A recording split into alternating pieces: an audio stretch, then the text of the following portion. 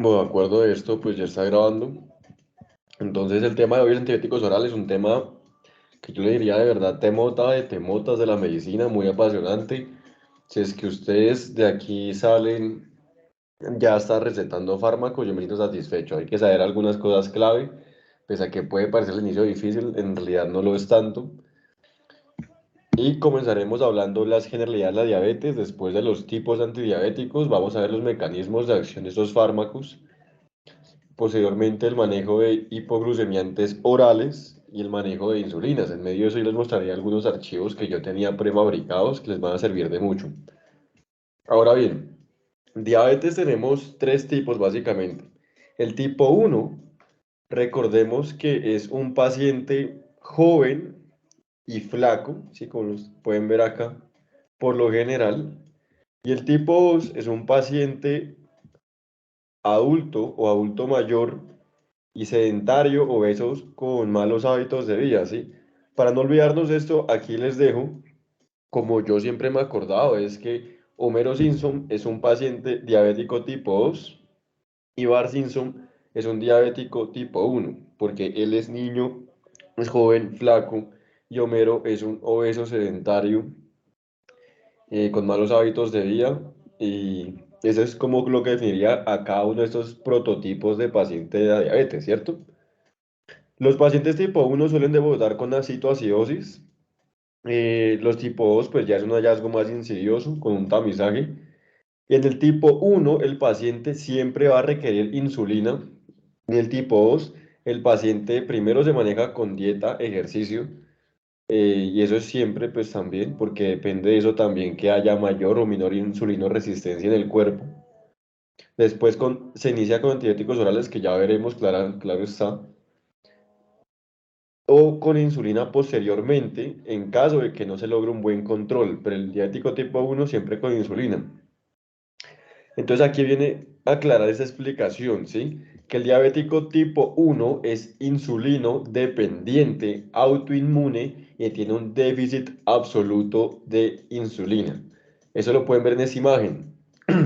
Aquí dentro del vaso hay hiperglicemia, pueden ver las partículas de glucosa que no pueden ingresar a la célula. En cambio, en el tipo 2, nosotros podemos ver que si bien aquí hay unas partículas de glucosa, la insulina sí está presente en el torrente sanguíneo. Por lo tanto, algunas partículas de glucosa, algunos monosacáridos de estos sí van a poder ingresar a la célula. Porque yo quiero que recuerden y nunca se olviden de esto, que la insulina ingresa. ¿En qué ingresa la insulina? Ingresa glucosa a la célula. Esa es la función de la insulina, ¿sí? La insulina ingresa, ¿vale? Ese es, en pocas palabras, lo que haría, ¿sí? Como función esencial para no olvidarnos, aunque hace muchas cosas más metabólicas y anabólicas, pero en sí, el diabético tipo 2 tiene un poco de insulina restante, el diabético de tipo uno no tiene nada, es insulino dependiente, el tipo 2 es insulino resistente. Ya posteriormente nombraremos otras cosas importantes, pero recordar pues que básicamente es un déficit relativo, ¿sí? No un déficit absoluto.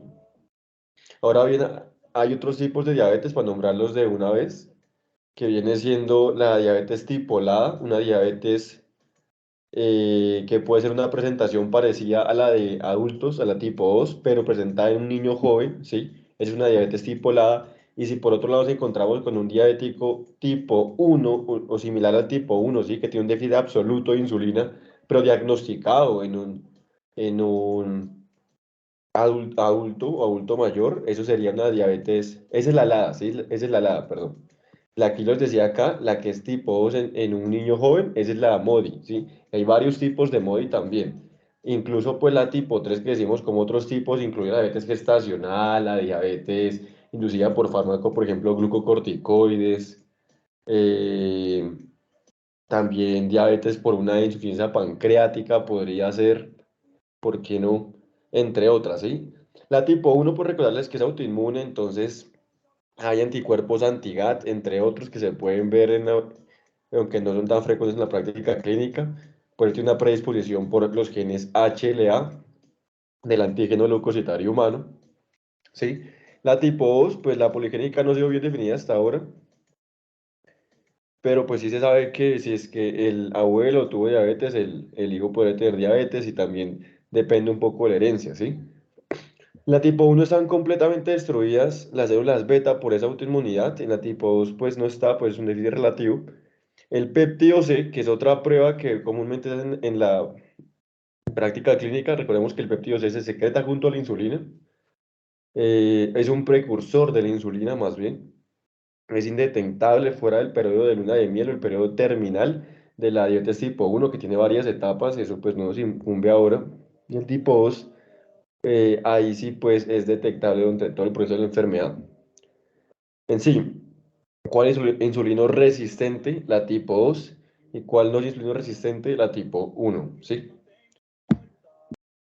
Eso es lo que quería explicarles acá, que básicamente si nosotros administramos una infusión de glucosa a un paciente normal, una vez que nosotros comemos, pues tenemos hiperglucemia porque hemos comido, ¿sí? Tenemos glucosa en la sangre, harta glucosa. Entonces hacemos un pico de insulina en nuestra sangre para que toda esa glucosa se capte e ingrese dentro de las células. Es lo que pasa en un objeto normal. En el tipo 2 ese pico no ocurre, ¿sí? Pero basalmente sí se mantiene un porcentaje de insulina dentro del cuerpo, pues un déficit relativo. En el tipo uno no. En el tipo uno todo el tiempo no hay insulina porque esas células beta, los islotes pancreáticos beta del páncreas, recordemos que los islotes alfa, las células alfa producen glucagón y las células delta somatostatina, ¿sí? Pero las beta que nos interesan están destruidas. Entonces el paciente tipo uno así coma lo que sea, no va a tener nada de insulina que ingrese dentro de la célula, la glucosa. Bueno, con esto, pues vemos que si es que otros tienen una disminución de la recaptación de glucosa, pues aumenta la glicogénolisis, y después aumenta la gluconeogénesis. Y después aumentará la lipólisis y después la protólisis. Entonces, la primera reserva de energía del cuerpo es la glucosa, después eran los ácidos grasos y finalmente, que no es normal, los aminoácidos, ¿sí? Cuando ya hay un ayuno muy prolongado.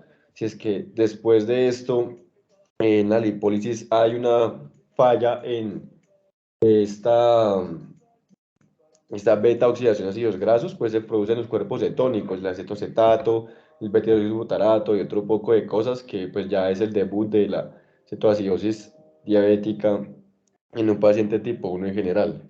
Sí, pero básicamente con la diabetes tenemos hiperglucemia y glucosuria, lo que aumenta la osmolaridad en el plasma y con eso aumenta la sed, ¿sí? También aumenta la diuresis, se pierde volumen, puede llevar al coma. Lo que les decía aquí de las cetogénesis, también aumenta el lactato, claro, porque puede ocurrir una acidosis metabólica, como les decía, con los cuerpos cetónicos. Entonces, la cetoacidosis diabética es una acidosis metabólica, un anion gap elevado. Y pues finalmente nombrar esto para ya entrarnos más en el tema del tratamiento. Esto es como para ver los objetivos de tratamiento, ¿sí? Todo eso se va a disminuir cuando nosotros tratemos a un paciente, va a disminuir el proceso de la enfermedad que viene siendo de la siguiente manera, ¿sí? La gravedad de la enfermedad, conforme pasen los años, podemos ver una persona normal, sería que el diabético tipo 2, que es el más frecuente, es decir, de 100 pacientes, 90 son tipo 2 y solo el 10% va a ser tipo 1, es mucho menos frecuente. Por eso tenemos que tener claro que con el pasar de los años va a perder su capacidad total para secretar insulina. Aquí tenemos en este gráfico un paciente sin tratamiento, tiene su insulina aquí en azul, todavía un porcentaje. Si es que autorizáramos dieta y no sirve, pues va a seguirse perdiendo ese porcentaje de insulina que tiene en su cuerpo. El primer fármaco que le daremos será metformina entonces, y en 0 a 5 años no se logró controlar con metformina, seguiremos un tratamiento combinado, es decir, metformina más otro fármaco, y en 5 a 10 años, pues que no haya servido esto, ya el paciente tipo 2 va a tener que usar en vez de esto fármacos inyectables como son la insulina, ¿sí? Análogos de la insulina es lo que se utiliza ahora, antes era más común la insulina humana, pero pues los análogos han progresado muchísimo y eso es más común. En una época se intentó usar eh, insulina inhalada. Ahora pues yo creo que en unos años ya habrá insulina por vía oral, que es lo que se espera, pero hasta mientras todo es inyectable. Entonces aquí tenemos los tipos de hipoglucemiantes. Les dejo los más importantes, más grandecitos. Y aquí pues está el orden. Los de la izquierda son los vía oral, excepto este. Y aquí la insulina y este pues son vía intravenoso. Aquí ya tengo cómo activar el láser. Perfecto. Entonces, la metformina viene de la familia de las biguanidas. La metformina es el fármaco muy clásico de la diabetes. Paciente con diabetes igual a metformina, ¿sí? Tipos, diabético tipo 2. Paciente con diabetes tipo 1 igual a insulina. Pare de contar. Pero si es que un paciente no se controla con metformina, toca añadirle un segundo hipoglicemiante. Entonces tenemos varias familias. A lo largo de la historia hay más que estas, pero son las que todavía cabe la pena resaltar un poco. Aquí las más importantes, los inhibidores de la dipeptilpeptidasa 1, también llamadas gliptinas, o abreviadas IDPP4. Está la sitagliptina, linagliptina, sasagliptina, vildagliptina. También los inhibidores del cotransportador sodio-glucosa tipo 2, las glifosinas, que vienen siendo los famosos abreviados ICGLT2, ¿ok? La dapaglifosina y la empaglifosina. Después, los agonistas del receptor del glucagon-like peptide 1, como pueden ver acá, los agonistas GLP-1, muy famosos, o análogos de la GLP-1, también se le podría decir, la dulaglutida, exenatida, liraglutida, samaglutida, entre otras. Sulfonilurias ya no se usan mucho, son secretagogos de segunda generación. Los de primera generación ni siquiera vale la pena nombrarlos, la verdad. Glibenclamida, glimepirida, glicacida, glipicida. Tiazolinedionas, otra familia, también llamadas glitazonas. Como se pueden dar cuenta, todo esto puede ser glifosinas por cómo terminan acá. Las tinas porque terminan en tinas, zonas en zonas. Rosiglitazona, pioglitazona, ¿ok? Inhibidores de la alfa-glucosidasa, como la A-carbosa, tampoco se usan muchos. Las meglitinidas, los secretagogos y las repaglinidas tampoco se usan muchos. Son secretagogos estos y estos, ¿ok? Porque secretagogo significa que aumenta la emisión de insulina espectacularmente. Es básicamente como su mecanismo de acción principal. Están en cursiva porque pues no se usan tan seguido. Por otro lado, las insulinas tenemos cuatro tipos según su velocidad y dos tipos según su origen. Según su origen, decimos que una insulina puede ser de origen humano, ok, tenemos las de acción corta y acción intermedia, y de origen análogo todo el resto, ok. Entonces, ultra rápidas por su velocidad, la Lispro, el Aspart, la glulicina de acción corta o rápidas, y de origen humano, la regular o también llamada cristalina, de acción intermedia, la famosa NPH. NPH significa Neutral Forming H-Dorn, y de acción prolongada, la glargina de Termir y de Gluec. Aquí, pues yo les dejé el enlace a un documento que lo podrán ver cuando quieran, pero pues ya tengo abierto por acá, ¿vale? Este es un documento que contiene todo lo esencial que ustedes pues, necesitan saber en cuanto a hipoglucemiantes orales, incluso las dosis, el tratamiento, mecanismos de acción, que vamos a iniciar de eso para no perdernos después. Y aquí les tengo incluso resaltado con distintos colores lo que yo digo que es más fundamental que ustedes conozcan de ese fármaco, ¿sí? Pues que es muy chévere. Y esto está súper bien hecho porque fue una tarea que me costó alguna vez bastante tiempo hacerlo. Copiar una tabla de la guía americana de la diabetes, pero pues sirve para cuando quieran verlo, ¿ok? Primero vamos a empezar con los mecanismos de acción nombrando el de la insulina. Claro que sí, que nos importa, lo mencionamos tantos. Como les decía, la insulina ingresa glucosa a la célula ante una hiperglucemia, ¿sí? Eso es lo que les decía que es como su principal eh, función, ¿sí? Tiene un contrarregulador, el opuesto de este es el glucagón, que aumenta la gluconeogénesis, ¿sí? ¿Ok? Y la glucogenólisis. aumenta la glucosa cuando no hay glucosa en el cuerpo. Las catecolaminas también refuerzan esta acción. El cortisol y la hormona del crecimiento, la GH, también aumentan la glucosa. Es lo opuesto a la insulina, que la insulina podríamos decir es un hipoglicemiante natural del cuerpo y estos son hiperglicemiantes, ¿cierto? El 50% de la insulina lo secreta el hígado normalmente. Ahora bien, ¿la insulina qué hace? Como efecto de hormona anabólica por excelencia, tiene efecto sobre las proteínas, que es aumentar la proteinogénesis y disminuir la proteinolisis, ¿ok? Porque no queremos esas reservas de energía, que ya es como lo último en el cuerpo para producir energía cuando no hay nada. En los glúcidos aumenta la glucogenogénesis, ¿ok? Disminuye la gluconeogénesis, no queremos neoglucos, más reserva en el hígado no queremos. Aumenta la síntesis de ácidos grasos, ¿ok? Y disminuye la lipólisis. Cuadros lípidos. De una vez nombrarles aquí otras hormonas gastrointestinales que van a actuar ante hiperglicemia y dependen de la glucosa. Para secretadas son la GIP y la GLP-1. La GIP es el péptido inhibidor gástrico, también llamado polipéptido insulinotrópico dependiente de glucosa. Y la GLP-1 es el péptido, el glucagon-like peptide, que es el que les decía acá. Tenemos un análogo de esto, ¿sí? Es el péptido similar al glucagón. Ahora bien, aquí pues está la imagen, así como les mostraba yo otra vez la de anticoagulantes orales que contienen todas las funciones y dónde actúan cada uno de estos hipoglicemiantes. Por ejemplo, la primera que vamos, la más reconocida a nombrar, ¿qué pasa con la metformina? La metformina actúa en el hígado inhibiendo la gluconeogénesis, aumenta la sensibilidad a la insulina en los tejidos periféricos y reduce la absorción de glucosa a nivel intestinal. Es decir, la metformina, perdón, lo que va a hacer es ir al hepatocito y ahí está la mitocondria y inhibir este MGDP, ¿ok? Causar unos efectos y señales que básicamente disminuyen la glucogénesis y disminuyen la lipogénesis. Y aparte de eso, todo eso en consecuencia va a traer que aumente la sensibilidad a la insulina por el cuerpo, que no tenía sensibilidad y había insulino resistencia, ¿ok?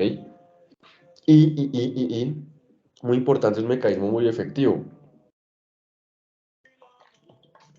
Básicamente todos los fármacos antidiabéticos hacen diversas cosas.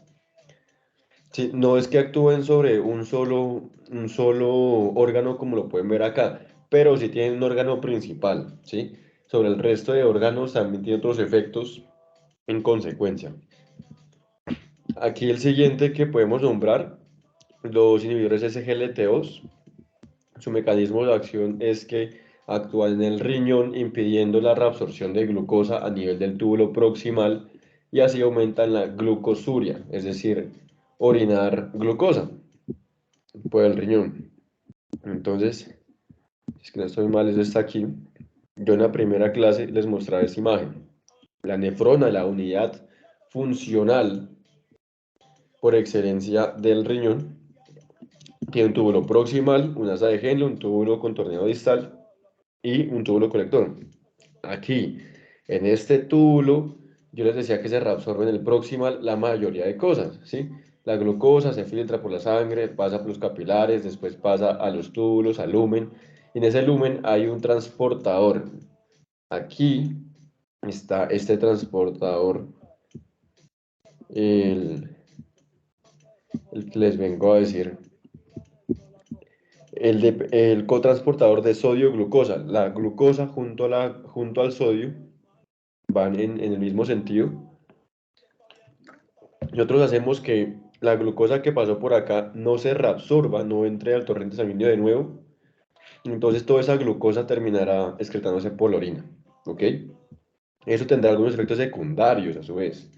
Como aquí les marco en esta tablita, ¿sí? La síndrome de 2 tiene efectos secundarios como el riesgo de infecciones de vía urinarias, porque recordemos que las bacterias básicamente les gustan mucho la glucosa, ¿sí? Y pues el paciente tiene ese principal riesgo. También tenemos hipovolemia por pérdida de volumen y también puede dar incluso cetosis diabética a estos fármacos. Por otro lado, también, de una vez nombrarles la metformina, el actuar en el hígado también está contraindicada en insuficiencia hepática y puede causar síntomas como la diarrea, disgeusia, dispepsia, náuseas, vómito, meteorismo. La acidosis láctica es muy, muy, muy común. Si es que pues no lo sabemos usar bien y está en un paciente ingresado pues en el hospital, paciente hospitalizado, y si tiene menos de 45 pues toca tener cuidado, ¿sí? Para no desviarnos del tema, pues seguimos acá con los inhibidores de la alfa-glucosidasa como la acarbosa que actúan en el intestino.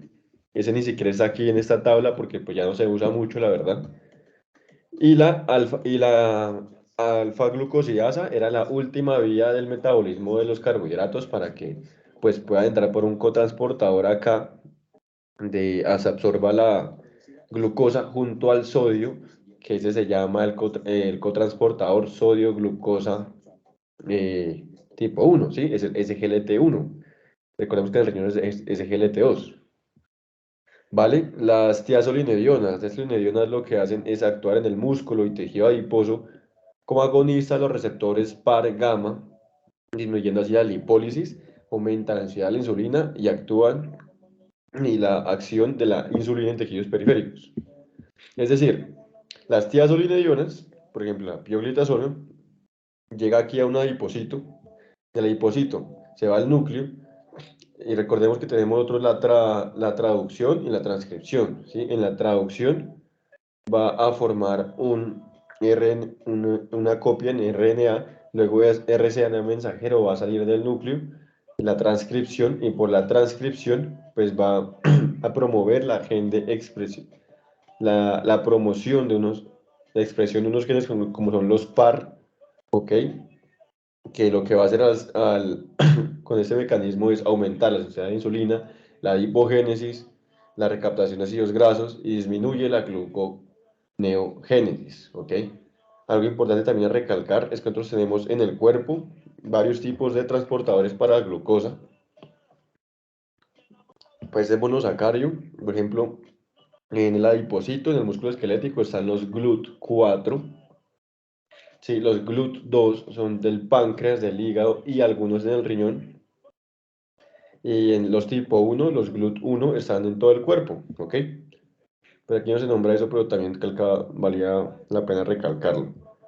Entonces, las sulfonilurias, lo que van a hacer, son- estas de aquí, pues vamos a explicarlos con el otro gráfico acá que me gusta mucho más. Ese gráfico lo hice yo alguna vez. Nos explica lo siguiente, que es que las sulfonilurias van a actuar sobre un canal, que es el canal de potasio sensible a ATP. ¿Cómo funciona esto? Llega la glucosa, esta es una célula beta del páncreas, ¿listo? Por eso decimos que tiene el receptor de GLUT2 para la glucosa. Entonces, por este receptor va a entrar la glucosa, se va a convertir en glucosa 6-fosfato, después en piruvato, después la mitocondria, y después de la mitocondria, que nosotros sabemos que genera ATP, ese ATP que se forma a partir de la glucosa va a activar el canal de potasio, y al activarse el canal de potasio va a causar una despolarización, ¿ok? Esa despolarización lo que va a hacer es que el calcio, por otro canal dependiente de calcio, entre a la célula y así se secrete la insulina, sea siendo liberada esta de sus gránulos que están dentro de esa célula beta del páncreas, ¿listo? La insulina se guarda dentro de unos gránulos dentro del páncreas, dentro de unos gránulos dentro de la célula beta, ¿ok? Está almacenada, tenemos reservas. Y no se elimina sola, también se elimina con el péptido C, que el péptido C es un precursor antes de formar la insulina. Si es que la insulina tiene 4 partes, el péptido C tiene 3, por así decirlo. Entonces, pues lo que nosotros queremos con esto, al tener sulfonilureas, es hacer que funcione más este canal para que haya más despolarización y así se secrete más insulina por ese mismo mecanismo. Al mismo tiempo, viene el tema a hablar de los otros fármacos. ¿Qué hacen los inhibidores de la DLP4? la dipeptidasa 4 y los agonistas GLP-1, las incretinas, ¿ok?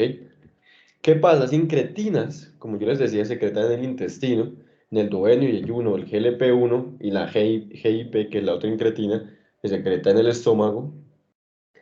Esta nos va a servir para que al unirse a su receptor de incretinas en esa célula beta del páncreas, liberar mayor glucosa, ¿sí?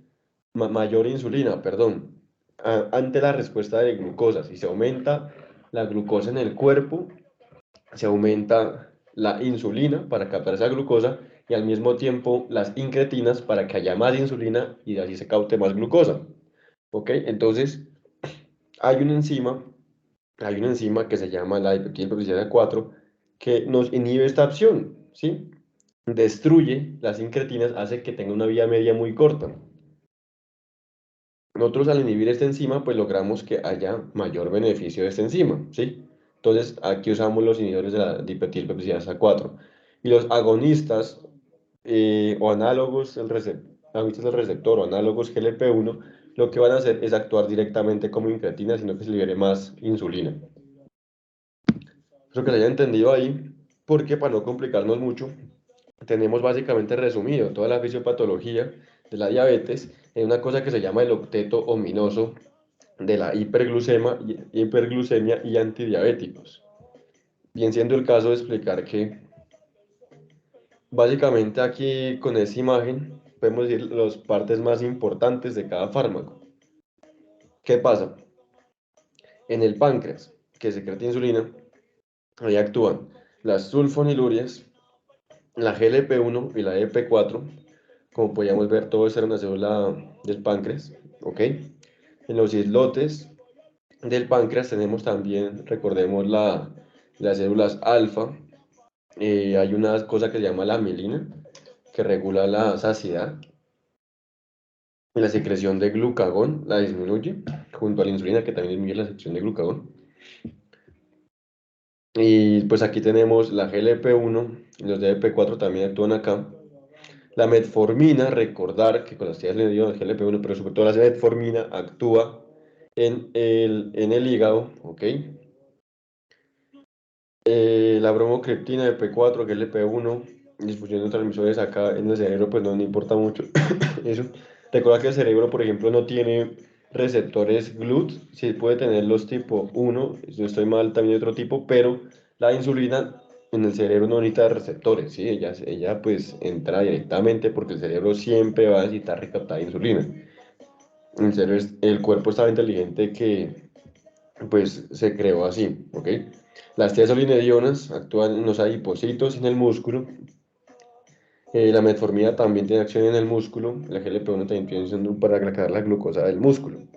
En el riñón, toda la vía, en el túbulo proximal, los inhibidores de ese transportador tan famoso, cotransportador de sodio glucosa tipo 2, SGLT2, aumentan la reabsorción, disminuyen ese aumento de la reabsorción de glucosa. Las glitazonas, sí, las que vienen siendo estas de acá, las tiazolinedionas, también van a actuar, pues como les decía, ¿ok? Como podríamos ver acá. Bien, ahí pues viene siendo el caso, algo que nos pueda faltar de esta manera. Vamos a explicar las dosis, ¿ok? De una vez para no demorarnos después tenemos mecanismos de acción en esta tabla. En familia ya los nombramos. De una vez pues las vías, la vía de administración de todas estas son orales, son vía orales, es para el manejo de la diabetes tipo 2, excepto las GLP-1, que son de los más nuevos, más caros, con mejores efectos, más beneficios, pero se administra subcutáneamente. Hasta ahora no hay un GLP-1 por vía oral, ¿sí? Todos son por vía subcutánea, igual que la insulina.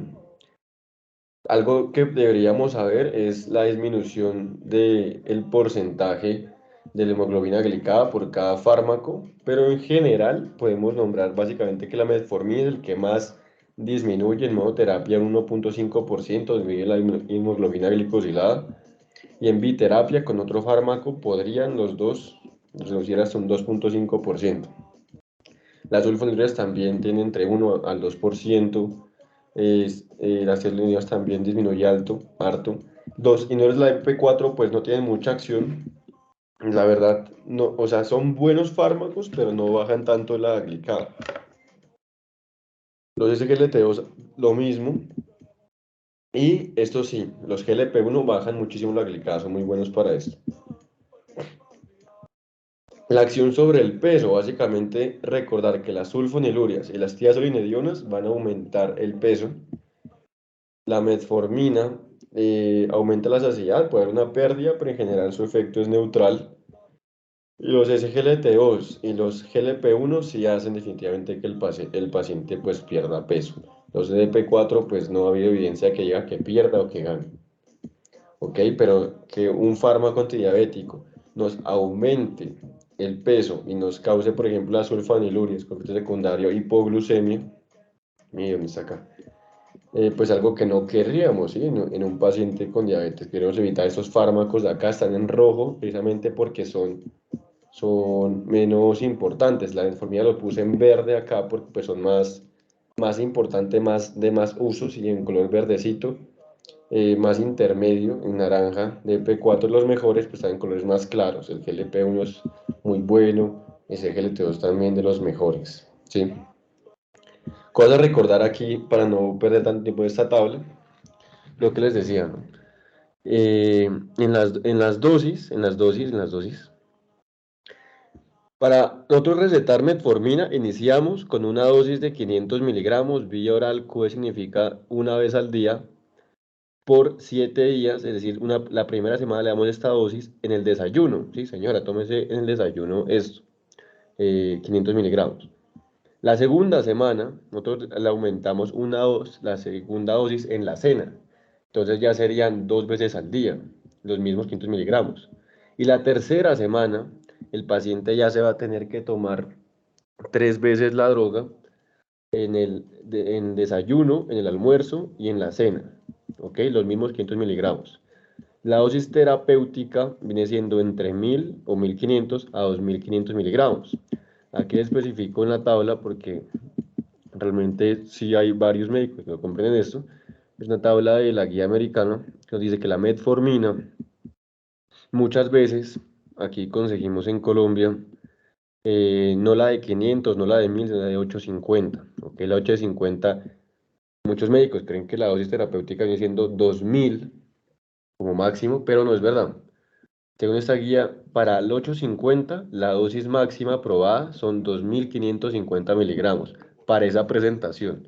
Y para las presentaciones de 1000 miligramos y de 500 miligramos, incluso ahí son 2000 miligramos el tope de dosis. ¿Ok? Cabe aclarar eso. Por ejemplo, les pueden decir muchos médicos que lo que hacen es, como no encuentran la de 500, le mandan al paciente, le dicen, tómese 850.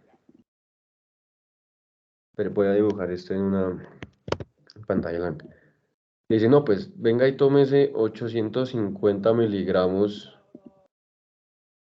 la primera semana, ¿sí? Por 7 días. Por 7 días le mandan 850 y después la segunda semana le mandan otra vez 850.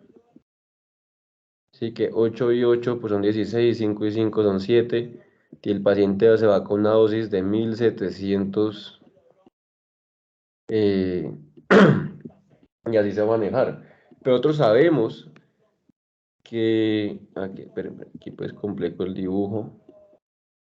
Incluso sí podríamos aumentarle 850 más y con otro 850 más no nos pasaríamos lado, sino pues seríamos 2550 miligramos.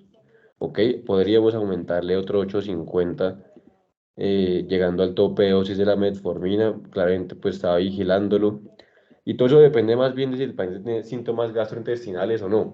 ¿Por qué damos todos esta dosis de inicio? Porque sí, efectivamente la metformina causa mucha disgeusia, causa náuseas, vómito, diarrea,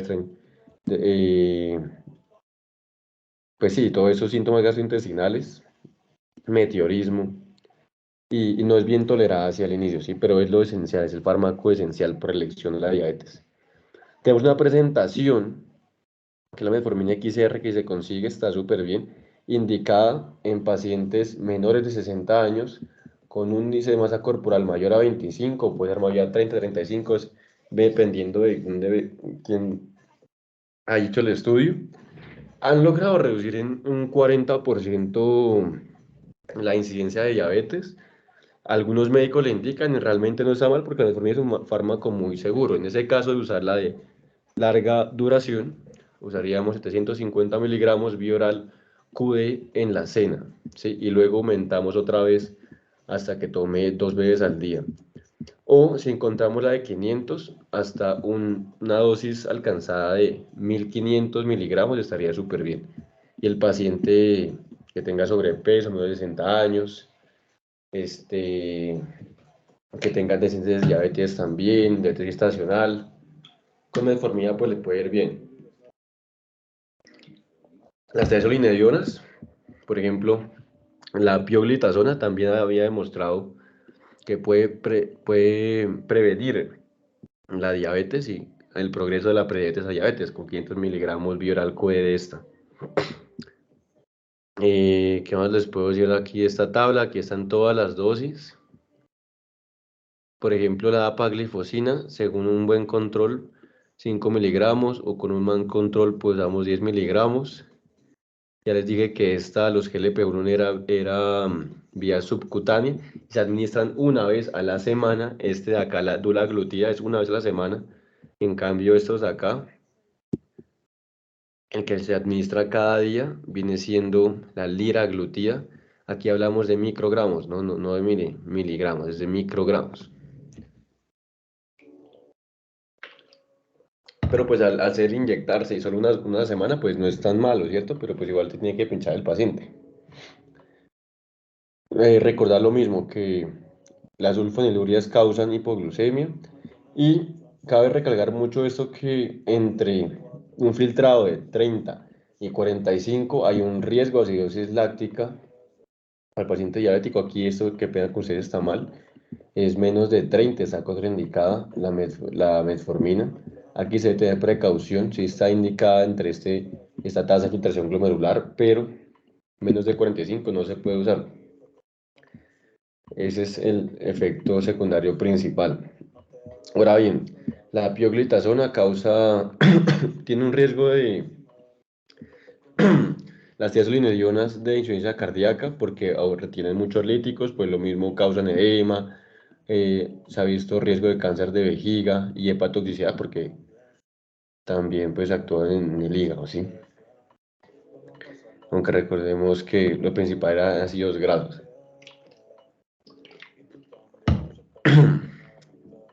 Realmente también aquí eso ya lo nombramos. Aunque los GLP-1 casi no tienen ninguna contraindicación y los efectos secundarios son mucho menos, decimos que hay un riesgo de cáncer de tiroides según algunos estudios. Por lo general, el paciente va a tener cefalea, náuseas, entre otros. Y estos no requieren ajuste de dosis. La dulaglutida es un excelente fármaco de la elección porque es cada semana. Se inyecta, le baja de peso al paciente, baja de peso. ¿Ok? Y no requiere ajuste de dosis. Los demás, pues, también se contraindican con esta dosis. Hay uno de los IDP4 que se llama linagliptina, que también se puede usar hasta una tasa de filtrado glomerular por ahí de 15, ¿ok? Que, claramente ajustaríamos la dosis en las demás de estas, pero esta no hay que hacer ninguna modificación y ya podemos pues utilizarla, ¿sí? Sin más preámbulos, pues seguimos aquí con el tratamiento. Bien.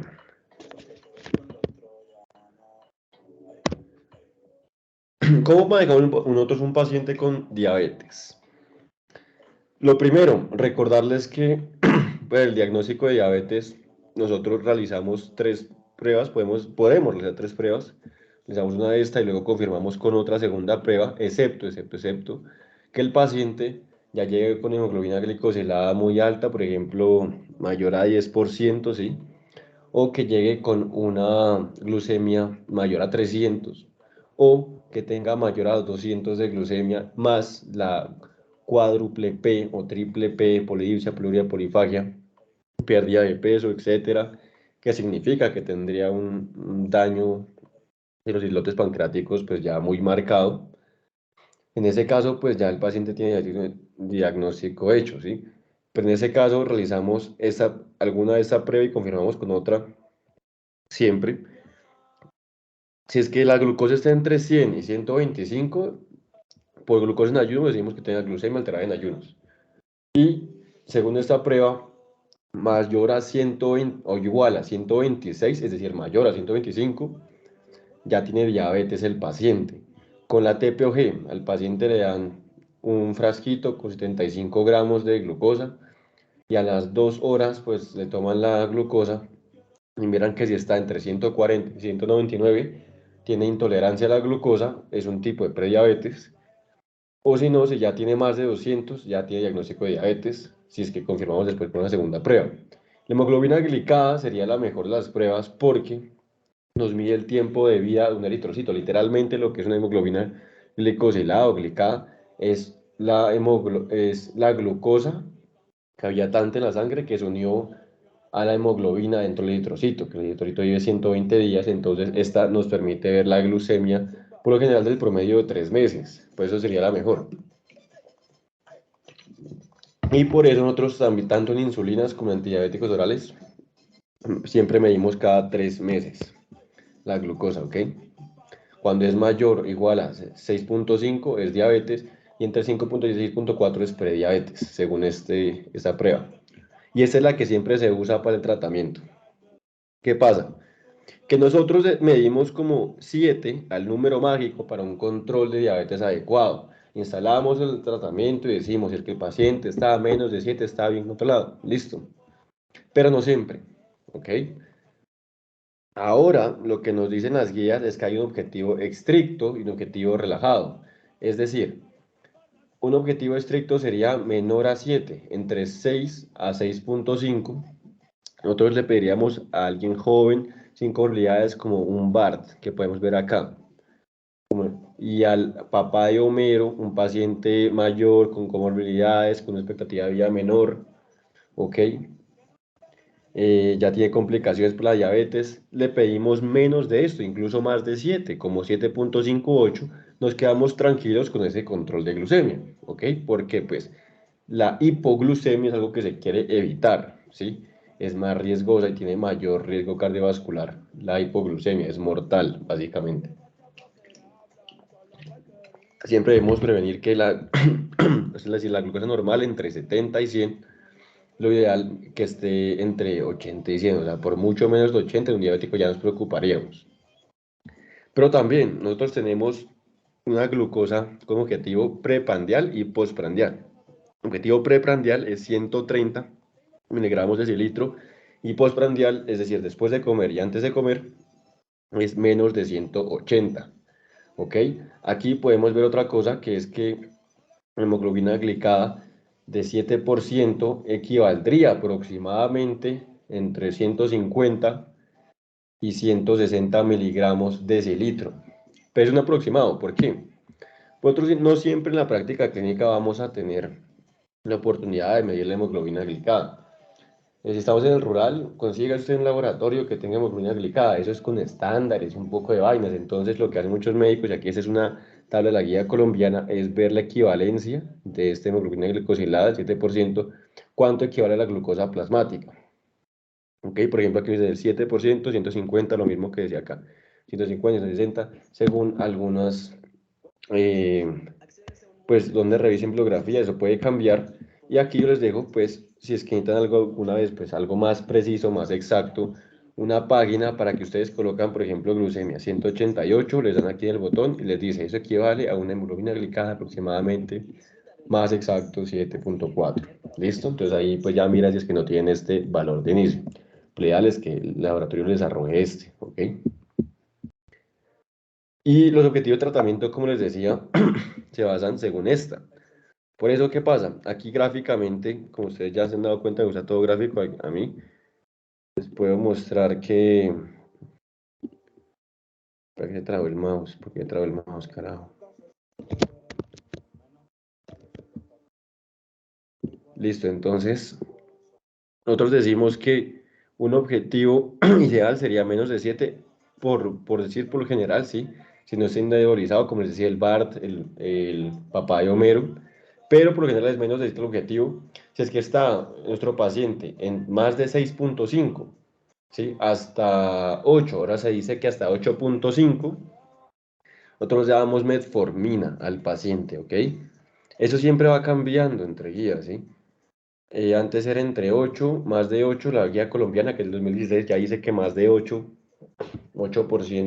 dice que más de 8%, pues ya añadimos otro segundo fármaco, pero la última guía americana del 2022 dice que es mayor a 8.5, antes decían que era mayor a 9 para dar otro segundo fármaco, aquí lo he dejado por el intermedio, entre una glicada de 8 y 9% damos metformina, más otro fármaco, y si a los 3 meses volvemos a controlar y el paciente no se controla con eso, añadimos otro tercer fármaco si lo consideramos, nunca mezclando DPP4 con GLP-1, ¿sí? Lo que les decía estos de acá. Estos dos nunca se pueden mezclar. No sé por qué no se ve el mouse. Qué pena. Es de puntero, visible. Listo. Estos de acá nunca se pueden mezclar. ¿Por qué? Porque el GLP-1 al aumentar la vía media de nosotros inhibir la enzima que inhibía la degradación de estas, pero ya tienen esa mayor vía media porque usamos un análogo, pues no va a tener un efecto mayor significativo, ¿sí? Esos dos nunca se mezclan. El resto sí, el que sea. Si es que ya no se controla con 3 fármacos, incluso, ya, insulina. O si el paciente tiene de entrada una hemoglobina glicosilada mayor al 10%, antes decía que el 9, pero ahora es el 10%, y siempre al 10%, de entrada, insulina. Y pues, por lo general ese paciente ya va a venir con muchos síntomas, ¿sí? El paciente que tiene menos de hemoglobina glicada va a ser un paciente que en realidad no va a tener muchos síntomas ni complicaciones que se diagnosticaba a tiempo.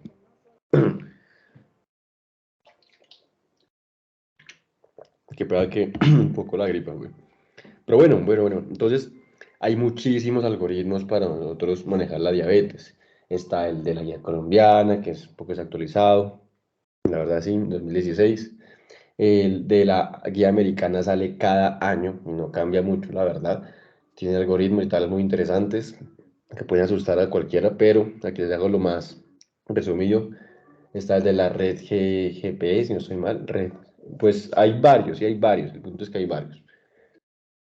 Pero en general, el paciente con diabetes mellitus tipo 2, lo primero que hacemos es mandarle dieta y ejercicio, que disminuya de peso, ¿sí? Porque el ejercicio, les cuento, lo que hace en términos generales es aumentar los receptores de GLUT2 en el páncreas, ¿sí? O por ejemplo, los receptores de GLUT, ¿sí? Aumentan la expresión de receptores GLUT. Lo mismo que logra la insulina, aumentar la sensibilidad a la insulina con los mecanismos de acción significa eso, ¿sí? Que aumenten los GLUT. Y entre otros, ¿ok? Y el primer fármaco que le damos al paciente diabético tipo 2 es metformina. Reevaluamos con la HbA1c, la hemoglobina glicosilada, a los 3 meses, ¿ok? Y si esos 3 meses vemos que no se controló, como les decía, vamos a dar un segundo agente, que eso va a depender de lo que tenga el paciente, ¿sí? De alguna condición adicional. Ese es algo que la guía colombiana, por ejemplo, no toma en cuenta. Él solo dice, por costo-beneficio, usted este tal IDP4, de, si no de SGLT2, sino de GLP1, pero eso va mucho más allá, es mucho más específico que eso. Si es que nosotros vemos que ya tiene 2 fármacos y a los 3 meses otra vez revaluamos con la hemoglobina glicada, sigue fuera de metas, por ejemplo, que le llegue usted con 9.4, ¿sí? Algo entre estos, ¿sí? No está debajo de este rango, ya mezclamos la metformina con otro 2 agentes, ¿sí? Sería el que teníamos más otro adicional. O si no, ya podemos considerar la insulina más la metformina o insulina con GLP-1 y otros, etcétera, etcétera, etcétera. Y reevaluamos cada 3 meses siempre. Aquí, pues en esta tabla les tengo básicamente lo que nosotros preferiríamos según la condición ¿Y cuáles evitaríamos? Quiero que enfoquemos aquí en lo que evitaremos. Por ejemplo, si el paciente tiene una enfermedad cardiovascular esclerótica, un alto riesgo cardiovascular, es decir, por ejemplo, Framingham más de 10, ¿sí? Pónganse cuidado. Entonces, sería tiazolinedionas, evitar. Las tiazolinedionas aumentan el riesgo cardiovascular, pertienen líquidos. Falla cardíaca también, tiazolinedionas no dar ahí. Si el paciente tiene enfermedad renal crónica, evitamos los SGLT2 por su mismo mecanismo de acción en el riñón, no tendría mayor efecto. O la metformina, pues ya con un tasa de filtrado glomerular menor a 30 también no tendría mucho efecto, ¿sí? Y es muy riesgoso. Si el paciente tiene sobrepeso, no usamos sulfonilureas porque recordemos que se aumentaba en el peso. Y otra que aumenta el peso, muy típico, es la insulina. Estas dos aumentan el peso, eso hay que saberlo. Las que disminuyen el peso, a las que tienen en un paciente que tenga bajo peso, pues no le damos las que disminuyen el peso, el GLP-1 y el GLP-2. Por costo-beneficio, pues nosotros damos siempre las más baratas son las sulfanilureas y las tiazolinedionas, pues que ya cada vez están más en desuso. Afortunadamente acá pues la EPS la verdad es que sí les da a los pacientes IDPP4, sobre todo pacientes se manejan con vildagliptina, entre otros, ¿sí? Y al paciente que tenga hipoglucemia no le damos fármacos que causan hipoglucemia, ni las sulfonilureas ni las insulinas. Pero eso es más sencillo con ese algoritmo. Este algoritmo está básicamente todo, ¿ok? Y súper resumido, súper claro. Venga, lo explico. Nosotros tenemos el paciente con diabetes tipo 2. Decimos, lo primero que fijamos es cuánto está su tasa de filtrado glomerular. Si es que está a menos de 30, nuestro fármaco de inicio, que era la metformina, obviamente siempre empezamos dieta, ejercicio y metformina, como les decía de inicio, pero si está a menos de 30 está contraindicada, entonces podemos considerar nosotros ver si es que el paciente necesita insulina. Otra cosa es que al paciente hospitalizado no le damos insulina, no le damos metformina, perdón. ¿Ok? Porque hospitalizado pues hay mayor estrés fisiológico, hay mayor riesgo de acidosis láctica, entonces el paciente hospitalizado siempre se maneja con insulinas. Por lo general, insulinas de rescate, insulinas basales también puede ser. Hay distintos esquemas según el hospital en el que uno esté trabajando, ¿sí? Pero paciente hospitalizado, igual insulina. Tenga el valor de glucosa que tenga. Incluso si llegan chocados, muchas veces ni siquiera tienen vía oral. Pero bueno, si es que nosotros vemos que el paciente llegó de entrada con una hemoglobina glicada, como les decía, mayor al 10%, también iniciamos insulina, ¿sí? Es una indicación. Y si nosotros vemos que ya tiene de entrada entre 8.5 o a los 3 meses no se controló, ¿sí? Tiene entre 8.5 al 10%, ya iniciamos con doble terapia. Ok, ya antes decía que aquí este valor era 9 al 10%, pero ahora lo último, según las últimas guías, es de 8.5 al 10%, ya consideramos doble terapia. La metformina por sí sola no está haciendo un efecto que nos baje la hemoglobina glicada. Ok, entonces a los 3 meses revaloramos. En caso de que le hayamos dado solo metformina. Y nos fijamos, si es que el paciente tiene una enfermedad cardiovascular establecida, a mí no me importa, incluso si es que tenga la hemoglobina glicada la que sea incluso 7, 6.8, no sé, yo le daría metformina más otro que tenga beneficio cardiovascular. Por ejemplo, un ISGLT2, ¿sí? O un GLP-1 con beneficio cardiovascular demostrado. Ese puede ser, por ejemplo, la dulaglutida. Uno de esos le va mejor al paciente, son los más caros, los mejores. Si el paciente tiene insuficiencia cardíaca asociada, el indicado es el ISGLT2. Si el paciente tiene enfermedad renal crónica determinado por una albuminuria mayor a 30, una tasa de filtración glomerular menor a 60, le damos ISGLT2, que también es el indicado. Si es que el paciente tiene enfermedad renal crónica menor a 30, ahí le damos el IEP4, como les decía, la linagliptina, le explicaba aquí en la tabla, si se acuerdan bien. La linagliptina es la elección cuando la tasa de filtrado glomerular es menos de 30. O el SGLT2 también podríamos considerarlo. Perdón, que el GLP-1 también podríamos considerarlo, como era el caso ese de acá, la dulaglutida, que no requería ajuste de dosis. Ok, o se pueden usar hasta unas tasas muy bajas de 15. Pero que tal el paciente que ya tenga 15 de tasa de filtrado glomerular, ese riñón está muy dañado y podría ser candidato a trasplante. O está en hemodiálisis, ¿sí? En un paciente con obesidad, alguno que tenga beneficio para la obesidad, el GLP-1, el SGLT2. En un paciente anciano, más frágil o que tenga demencia, el IFP4 es la elección. En general, si es que un fármaco, podemos decir como que costo-beneficio moderado, pues es muy común de verlo, es el IDPP4, ¿sí? Pero el el SGLT2 y el GLP-1 son claramente mejores. Pero ese tampoco es que sea malo, sí es mucho mejor que las sulfonilureas, las ionas y esas. Si nosotros queremos como objetivo, primero que todo, minimizar hipoglucemias, nuestra elección será el IDP4, el SGLT2 o el análogo GLP-1 y la pioglitazona, en ese orden.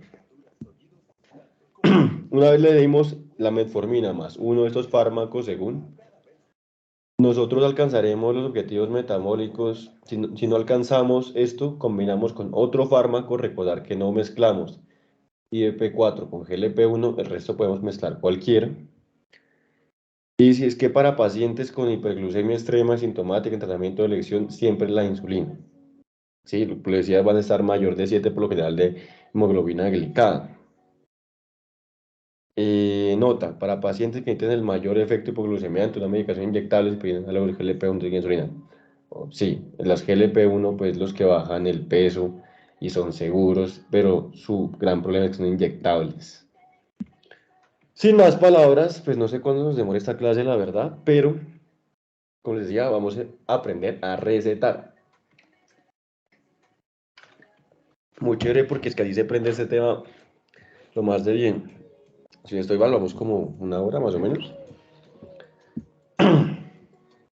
Si vamos una hora. Ok, espero que alcancemos. Si me paso las 2 horas, perdón, pero pues sí estamos viendo harta cosilla. Aquí les tenía los casos clínicos.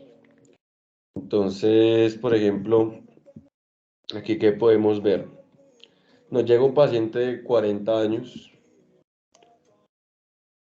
un paciente de 40 años que nos dice que tenga, uy, acá, espérate.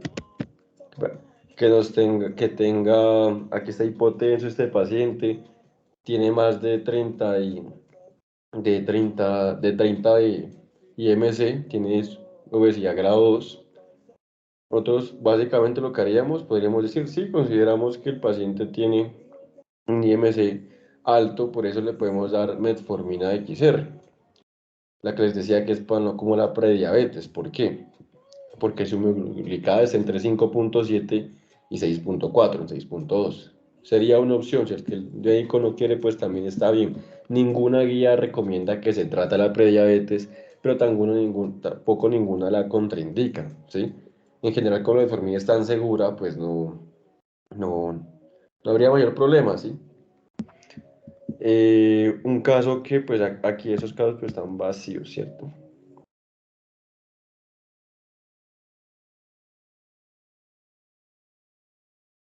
Listo, por ejemplo, es una paciente tipo 1, ¿no?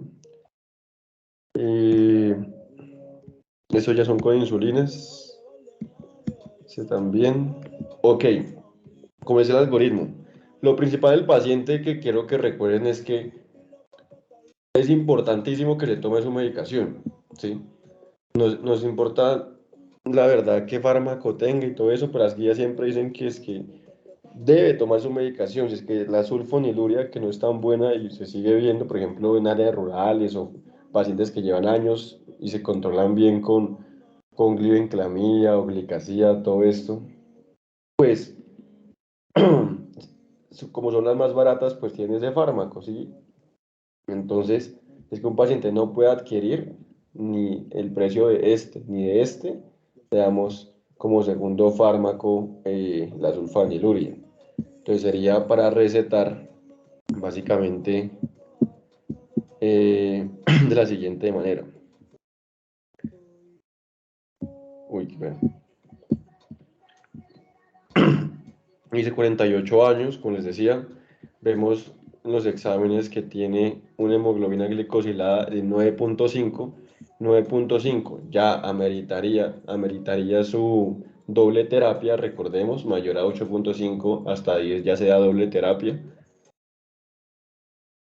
Y pues no nos dice ninguna contraindicación, podemos ver que si tiene alguna contraindicación, no, la verdad es que no tiene contraindicaciones para que nos diga hipoglucemias o algo de esto. Pero pues sí, sería ver eso, ¿cierto? Pues cuánto tiene. Entonces, en este caso clínico, nosotros haríamos de la siguiente manera.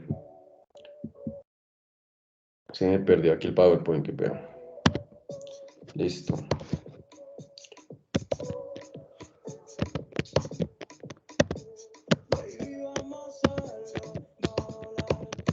Vale, entonces tenemos un primer fármaco para este paciente.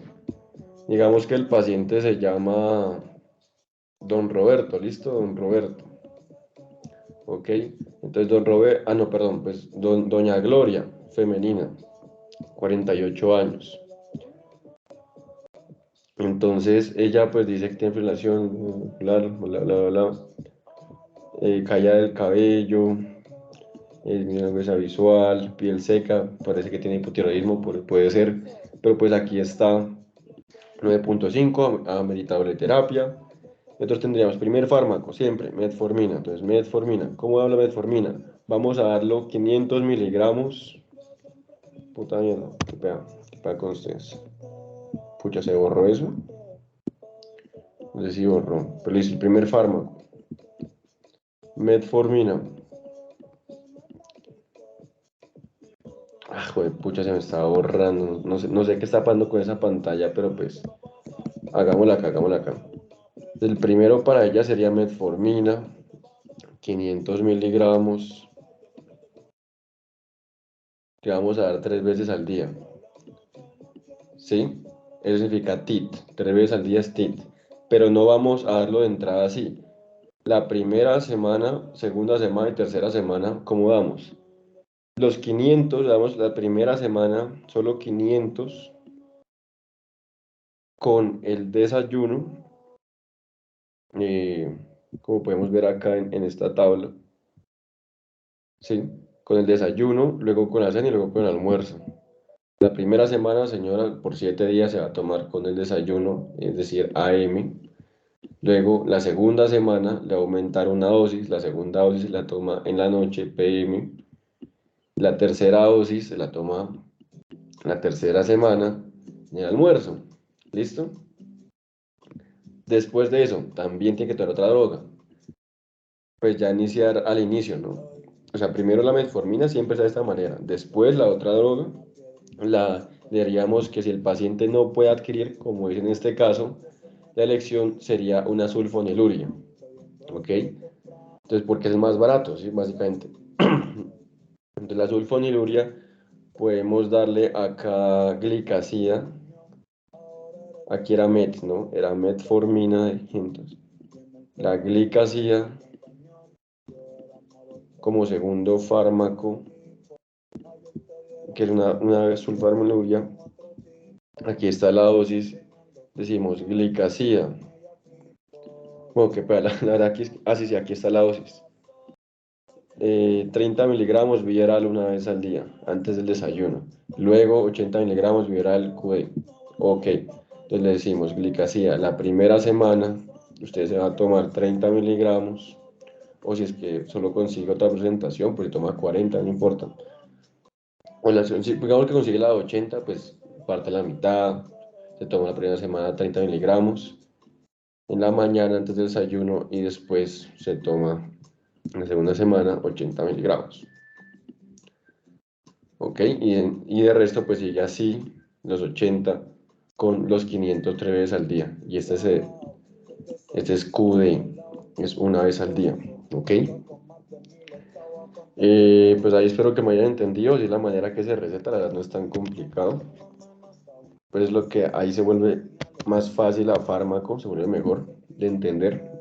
Si es que no nos dijera el paciente no puede adquirir nada, sí puede adquirir. Entonces, el siguiente por elección, por ejemplo, la guía colombiana lo que nos dice es que el segundo fármaco sería, entonces el primero metformina, ¿cierto? Primero metformina, ya dijimos cómo la damos, en total tendríamos la dosis final de 500 miligramos 3 veces al día, o si hay de 850, pues la 850 la primera semana, la segunda semana 850, luego 850, algunos médicos van a decir 850 la primera y luego la segunda 850, como ya he explicado, pero pues ya depende de cada quien. Yo confío en esta manera que es más segura. Algunas me la enseñó un docente muy duro. El internista sabía mucho porque entonces pues yo confío en él. Sí, ya depende del criterio médico, sí. Lo importante es que no se dé toda la dosis de entrada porque sí va a ser demasiados efectos adversos gastrointestinales en el paciente. Segundo fármaco, si es que el paciente sí puede adquirirlo. O la hipersensibilidad, claro. Por ejemplo, podemos darle acá sitagliptina, vildagliptina, yo qué sé. Va a ver que es muy común la vildagliptina, pero diríamos que la mejor sería según. Por ejemplo, aquí el paciente que nos dijera en el caso clínico que tiene una tasa de filtrado glomerular, aquí no sé si está baja. Sí, pero en el caso de que estuviera baja, nosotros decimos no, mejor le doy linagliptina, listo. Pero como nos dice eso, le vamos a dar vildagliptina, que es algo muy común. Entonces la vildagliptina se da 50 miligramos vía oral 2 veces al día, como pueden ver acá. Entonces fácil. Segundo fármaco, joder,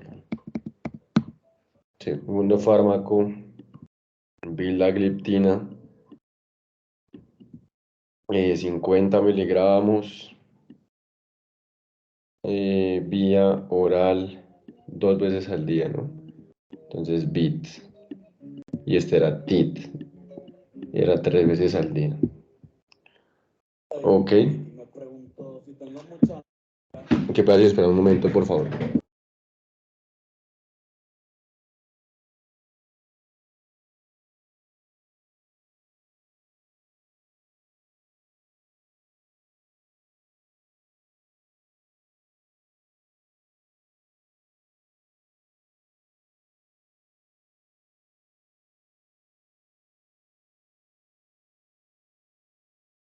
Listo, poco de fallas técnicas. Para no demorarnos más, pues la manera que se dan los fármacos, ¿sí?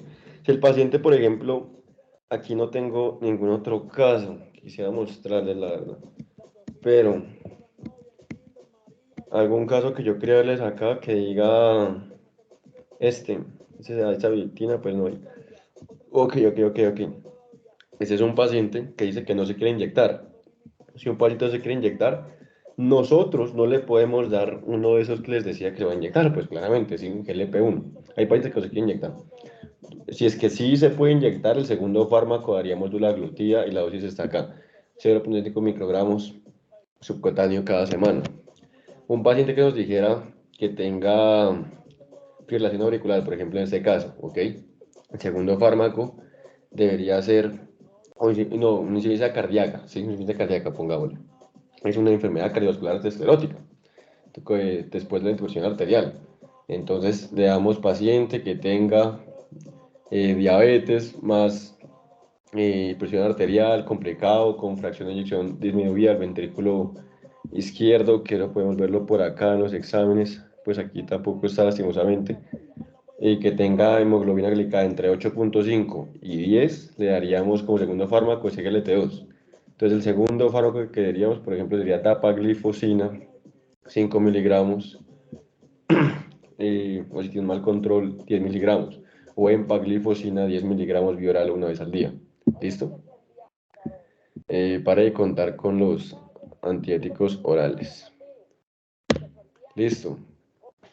Eh, para no perder más tiempo ahí, pues, espero que se haya entendido básicamente cómo se maneja. Vamos a pasar con, finalmente para terminar, glucosemantes orales, no olvidar esto, que las sulfonilurias tienen como efecto aumentar el peso junto a las medionas, pero lo más importante es que causan hipoglucemia. Y la hipoglucemia tiene mayor riesgo cardiovascular, ¿ok? Las opciones de la alfa-glucosidasa, que ya no se usan tanto, así como la metformina, causan alteraciones gastrointestinales, por lo general estas son flatulencias, ¿sí? Porque no se van a absorber la glucosa y pues todo eso se va básicamente a metabolizar esos monosacáridos con los gases y es lo principal de, de estos fármacos. Aumentan el peso, sulfonilureas, tiazolinedionas, ok. Las biguanidas, como les decía, la metformina, náuseas, vómito, alteraciones gastrointestinales y los DPP4 pueden causar una pancreatitis incluso. Eso no se pueden olvidar como efectos secundarios, es muy, muy, muy importante que lo sepan. Insulinas, insulinas. ¿Cuánto tiempo llevamos? 1 por 17. Súper bien de tiempo. Perfecto. La insulina, mecanismo de acción, ya dijimos, básicamente actúan como actuaría la insulina normal en el cuerpo en el caso de que hubiera diabético tipo 1. No va a tener nada de insulina. De entrada le damos una diabético tipo 2. Nosotros le damos una insulina en caso de que no se compensó con la dieta ni con antibióticos orales. De uno al que dimos metformina, luego al segundo y luego al tercero que le podemos combinar, ninguno sirvió, entonces le damos metformina también. O que nos llegue mayor a 10% de hemoglobina glicada, también pues iniciamos de una insulina. Otra cosa es que el paciente nos llegue bastante descompensado, ¿sí? Con alteración de estado mental, por ejemplo, esteatosis diabética, un estado abdominal glucémico. Si una emergencia, un paciente que ni siquiera va a tener vía oral para darle, es decir, no puede comer, si, no puede, si es que está chocado, pues no va a poder abrir la boca, para que me entiendan, le inyectamos insulina, ¿listo? Hay insulinas que sí hay intravenosas, ya vamos a ver acá. En el embarazo también es de indicación, para hipercalemia también la acción, recordemos que en la célula la insulina, aparte de ingresar la glucosa, también va a ingresar el potasio. Si la insulina ingresa potasio en la célula, ¿sí? Si un paciente tiene hiperpotasemia, aquí en el espacio celular hay mucho potasio, nosotros queremos ingresar acá y nos va a servir el fármaco. Luego veremos algo así si es que alcanzamos para ver la ñapa. Les tengo. Diáticos tipo 2, muy delgados, muy descompensados, también puede ser. Y ahora, pues algo también a mencionar es que tenemos, por ejemplo, otras las bombas de insulina, ¿no? Bomba de infusión de insulina. Antes de entrar en este tema. Eso va a ser como el futuro, ¿sí? Esta es una bomba que la insulina, primero que todo, es subcutánea, se administra por vía subcutánea, ¿ok? Ya vamos a ver.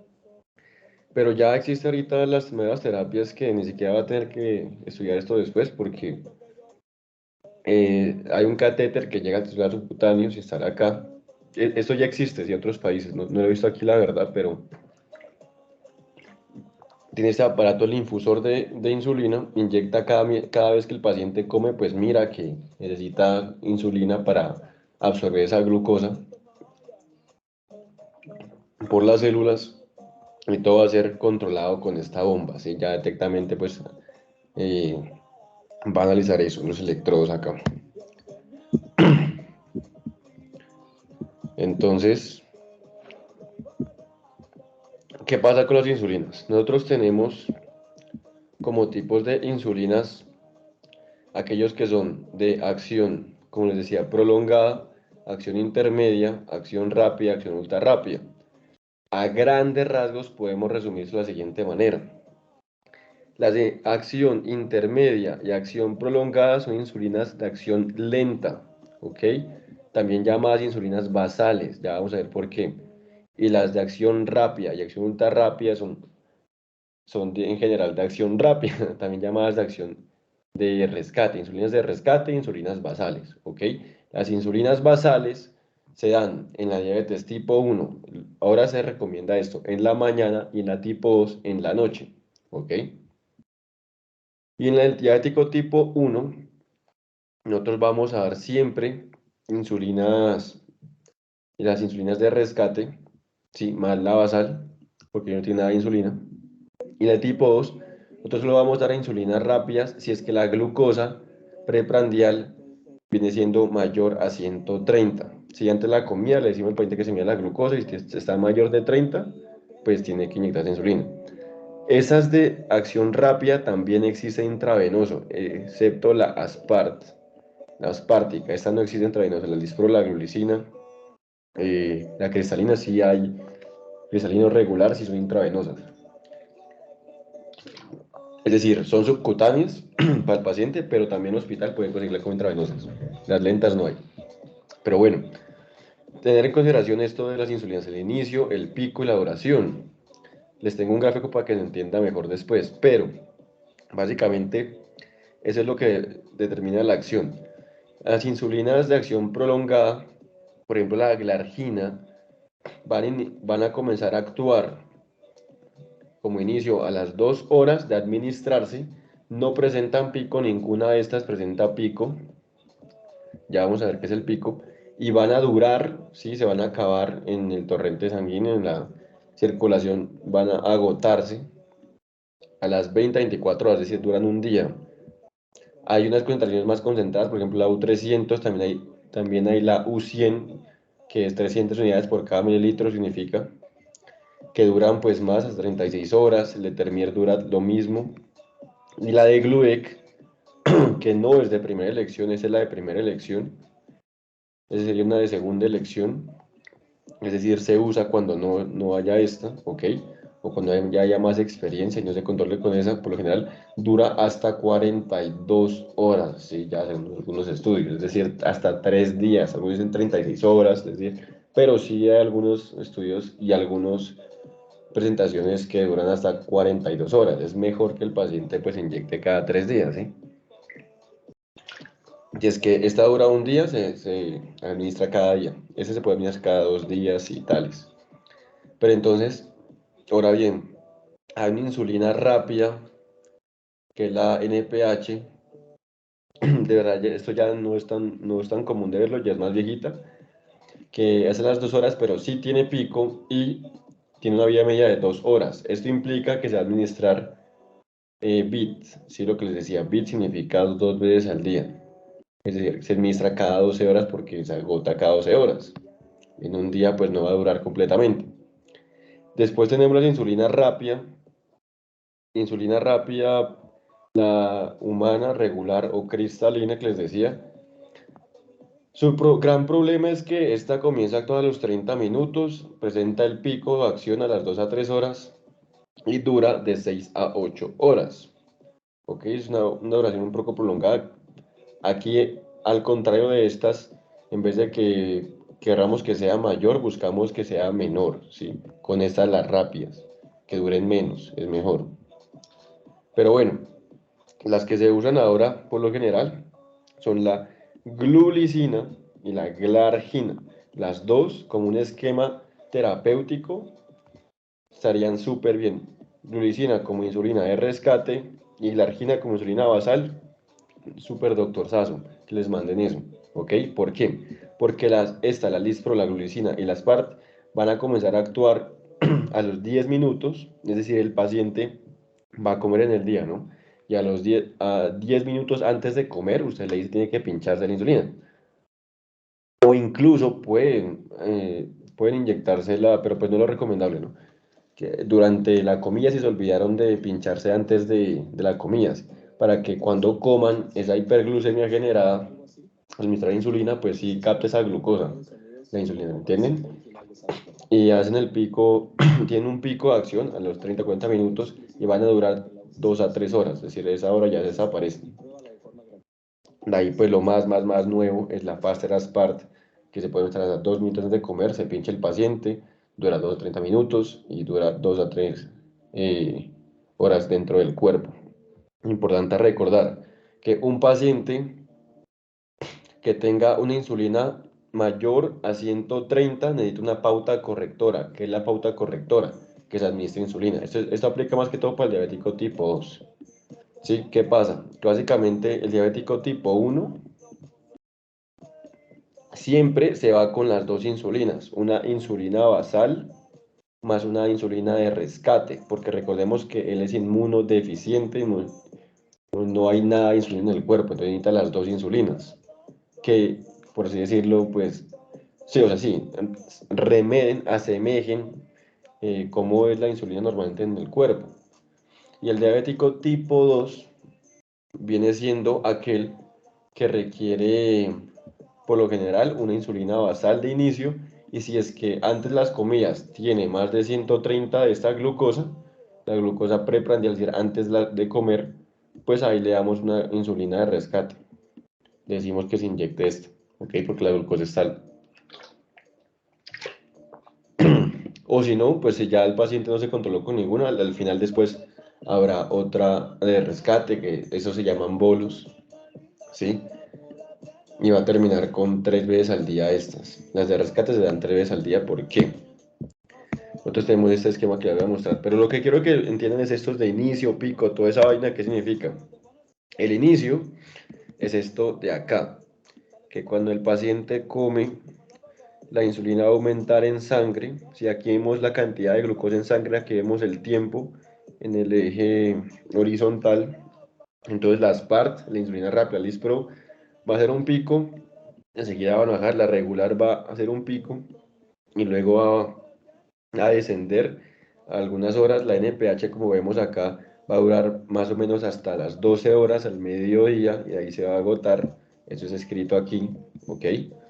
El Determir, vemos, es una insulina que va a administrarse. Y es que lo que pasa es que las insulinas rápidas en picos muy grandes y funcionan para esto.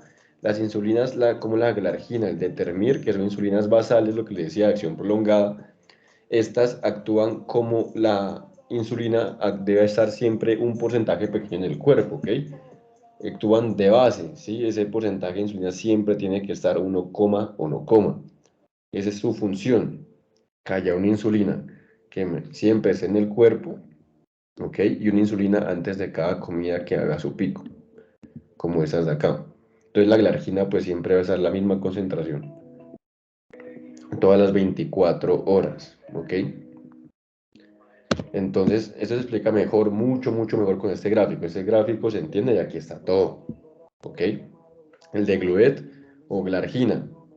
Usemos glargina y glulicina como ejemplo, ¿ok? Son de elección, de primera elección. Una insulina basal que va a estar siempre en el cuerpo para mantener las concentraciones de insulina siempre en el cuerpo, y una insulina antes de cada comida, una en el desayuno, una antes del almuerzo y una antes de la cena. ¿Cuánto tiempo antes? Estas, como les decía, que son las más nuevas, puede administrarse las 5 minutos, porque digamos que usted le recetó al paciente una que se administra 30 minutos antes, ¿sí? Como la cristalina, ¿ok? El paciente que no se tomó 30 minutos antes del desayuno la cristalina, pues paila, ya no le va a hacer efecto después y no va a servir de mucho. Pero 5 minutos va a ser mucho mejor para el paciente antes del desayuno. 5 minutos antes del almuerzo la glulicina y 5 minutos antes de la cena la misma glulicina. ¿Ok? ¿Por qué? Porque cada vez que el paciente come necesita insulina que capte esa glucosa, esa hiperglucemia y la meta entre las células. Sí, eso es lo que hace la insulina. Y siempre va a necesitar una insulina de base que también hay un porcentaje en el cuerpo también. Como esas va a ser la función de insulina basales y esta va a ser la función de insulina de rescate. En el tipo 1, este esquema va siempre. ¿Sí? En el tipo 1, como les decía, siempre. Va siempre.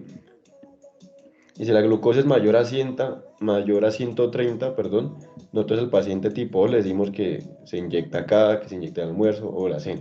¿Ok? Pero por lo general se le comienza diciendo que se inyecte en la comida más copiosa, en la más abundante del día. Pues ahí va distintas pautas de tratamiento. ¿Qué debemos saber sobre la insulina? Que la insulina se administra en lo general en el abdomen. En el abdomen nosotros podemos tener aquí el ombligo del paciente como centro del reloj.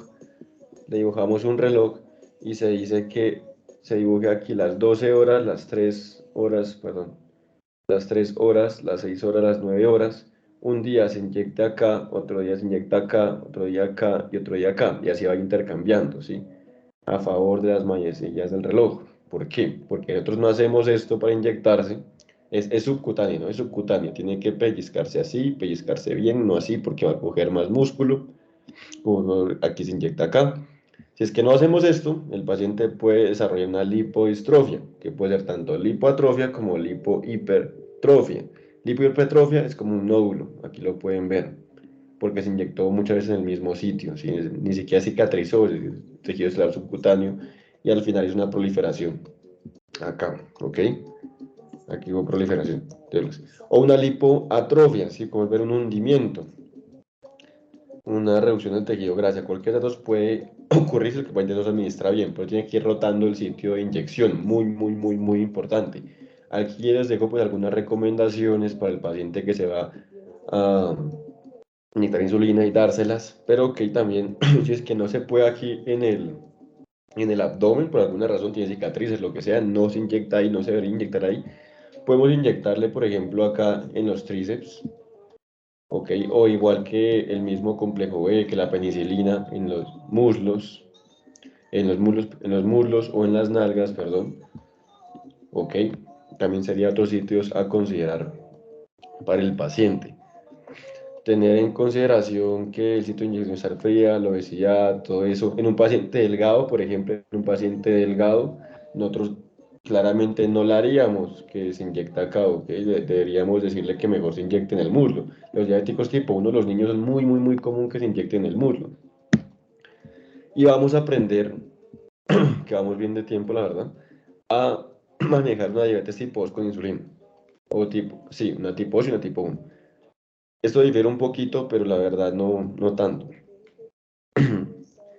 La tipo 2, primero pues mostrarles aquí el pen, si también hay agujas, ya vimos la bomba de insulina, pero el pen va a tener aquí las unidades internacionales de la dosis para marcarlas acá, la dosificación, y solo con hacer un clic, ni siquiera se muestra la aguja, pues ya puede inyectarse, cada vez como pues es tan común la diabetes y esto pues se trata de hacer de una manera mejor para el paciente que se pueda administrar y no le tenga miedo a las inyecciones. Imagínense un diabético con miedo a las inyecciones, terrible la verdad. Se dice que la dosis de insulina inicial es de 4 unidades internacionales al día, ¿ok? O el 10% de la dosis basal, ¿ok? Si es que el 10% nos dio un cálculo menor al cálculo que hacemos 0,2 por kilos de peso, que es el de acá, nosotros iniciamos el 10%, pero si el cálculo es mayor a eso, pues iniciamos este. Básicamente la dosis estándar es 10 unidades internacionales, ¿ok? No, pero es lo que decía del kilo de peso, ¿ok? Se hace un cálculo con esto. El bolo de inicio, la dosis de bolo estándar es de 4 unidades al día, ¿vale? Pero, ¿cómo funciona? Siempre la insulina se da 0,2 unidades internacionales por kilo de peso. No olvidarse de eso. Lo multiplicamos por el kilo de peso y ahí vemos un 100% de requerimiento de insulina del paciente. Es decir, todo esto, todo esto, cuánto nos va a necesitar. ¿Ok? Y de ese porcentaje nosotros necesitamos que un porcentaje sea la insulina basal y otro porcentaje sea la insulina de rescate. El 70%, todo esto va a ser lo basal, el 70%. Y el de rescate va a ser dividido entre 10%, 10% y 10%, ¿sí? Porque son 3 veces al día, ¿vale? Entonces debe ser un 30% entre las tres comidas. Si el paciente dice, no, pues yo como 5 veces al día, lo más fácil fuera que usted como médico le diría, pues no, pues usted es diabético, mejor tenga menos riesgo de hipoglucemia, si la insulina, el cuidado es de no generar hipoglucemia, y coma 3 veces al día, porque pues el del gimnasio les puede decir que hagan ejercicio y que coman 5 veces al día, pero al final de cuentas yo no estudié medicina, es la verdad, y usted como médico le puede decir coma 3 veces al día, es lo más adecuado para usted, para que no tenga control de la glucemia que lamentarse después. Sí, la dieta es tan difícil de manejar así, pues como estoy tratando de ser sencillo, pero pues sería lo ideal que uno se ajuste a este régimen, si desayuno, almuerzo, cena, que coma 3 veces al día. Entonces, bien, ¿qué pega por la introducción ahí? El 70% basal, el 30% de rescate. Ese 30% de rescate lo dividimos entre las tres comidas, como les decía. Ese 30% nosotros lo vamos a dividir entre tres, que es lo que les explicaba acá, 10, 10, 10. Es por esto que se divide entre tres. Inicialmente se podría dar un esquema de un dietético tipo 2 que sea, por ejemplo, 90, 10% para ese 100% del requerimiento total de insulina. Pero por lo general, pues dejamos pautado que sería un 70 y un 30, ¿ok? Porque Sí, sí, es que no se controló con... Este de aquí, el 90-10, lo que quiere decir es que el 10% sea la glulicina, sí, la de rescate, y el 90% sea la basal, pero pues a largo plazo se saben que si no, ese paciente en 3 meses va a volver y va a tocar darle otra dosis en el almuerzo, otra vez en la cena. Entonces de una vez, pues, pero espero me entiendan ahí que toca cuadrar el 70-30, sería mucho mejor. Ahora bien, ¿qué pasa si es que tú eres un diabético tipo 1? Lo que difiere es que este paciente se va de entrada con los dos esquemas, sí, con el basal y el de rescate, sí o sí, porque no tiene nada de insulina como lo he explicado, pero eso se maneja según el índice de masa corporal, es que tiene más de 30, nosotros la dosis viene siendo 1,2 unidades internacionales por kilo de peso, y la mitad de esta si es que es menor de 30, 0,6 unidades internacionales por kilo de peso. Todo esto nos da el 100% de requerimiento de insulina. Decimos que puede ocurrir, la verdad, algún caso que el paciente no podemos calcular el IMC, la dosis indicada sería en ese caso una unidad internacional por kilo de peso. Por ejemplo, un paciente que digo yo con cetosis diabética puede estar chocado, está así con alteración del estado mental, no responde. Entonces calculamos una unidad internacional por kilo de peso, ¿vale? El segundo paso, pues aquí le estoy explicando por pasos, ¿no? El segundo paso es que el 70% de la basal va a corresponder a la insulina basal, entonces multiplicamos por 0,7, lo que nos dio este cálculo, y luego lo multiplicamos por 0,3, y ahí tenemos el 100% del requerimiento de insulina, ¿ok? Después de hacer esto, al 30%, nosotros lo dividimos entre 3, porque son 3 comidas que va todo el paciente. La NPH, que les decía, es una insulina más en desuso porque tiene una vida media de 12 horas. Se administra 2 veces al día, pues más pinchazos. Queremos evitar pinchazos. En tal caso, pues no la vamos a explicar mucho, pero si en algún caso tienen que darla, pues sería 30, 70, de ese 70% de la basal, nosotros daríamos un 70% en la mañana y un 30% en la noche. ¿Ok? Pues sería BIT, sería 2 veces al día. Pero pues lo ideal es que esta insulina ya quedó en el pasado, ¿sí? Manejamos las otras, que son mucho mejores. Vamos a recetar para que se entienda mucho mejor, claro está. Aquí es el archivo, pues yo lo tenía abierto por acá, ¿cierto? Entonces, en este archivo, por ejemplo, eh, tenemos este caso clínico acá. Aquí pues yo tenía ese tipo de exámenes aquí, antes a mí me clasificaban así, si es que nos fallábamos, lo que sea, cero, mi nombre, vía dosis, pero pues así uno aprende, si yo creo que apenas recetar acá, eso es lo que importa en la jugada, ya está hecho el cálculo, póngale cuidado, me dice que es un paciente masculino, 16 años de edad, perfecto, paciente masculino, 16 años de edad, es un niño, si es un niño, como les decía, nosotros decimos automáticamente que lo más probable es que el paciente sea tipo 1. Podría ser una diabetes tipo Moises, que sea un niño gordito, podríamos pensar, pero un niño flaco como Bart Simpson, ¿ok? 16 años, diabetes, una glucemia muy alta, mayor al 10%, o puede ser menos, pero pues por la edad diríamos un diabético tipo 1. Si tiene polidipsia, polifagia, poliuria y todo esto, pues también sospechamos de diabetes, ¿no? Eh, la glucosa salió acá, aquí está la glucosa, salió en 250, más de 240, eh, pues aquí está la tabla equivalente, ¿cierto? Para que la vamos acá de una vez. Estamos aplicando todos 240 a 170, equivale más o menos que tiene más de 10%, si me hago entender. Espero que sí. Entonces, con eso que hicimos acá, vemos que el peso del paciente son 50 kilogramos, ¿cierto? Entonces colocamos, la talla es 1,50, yo ya había calculado esto antes, el paciente nos había un índice de masa corporal de 22, con este peso y con esta talla. Porque es diabético tipo 1, el primer paso, recordemos que estaba acá, era, era calcular por kilo de peso, ¿cierto? Porque es tipo 1, solo por ser tipo 1 ya calculamos por kilo de peso. Pucha, se está moviendo mucho.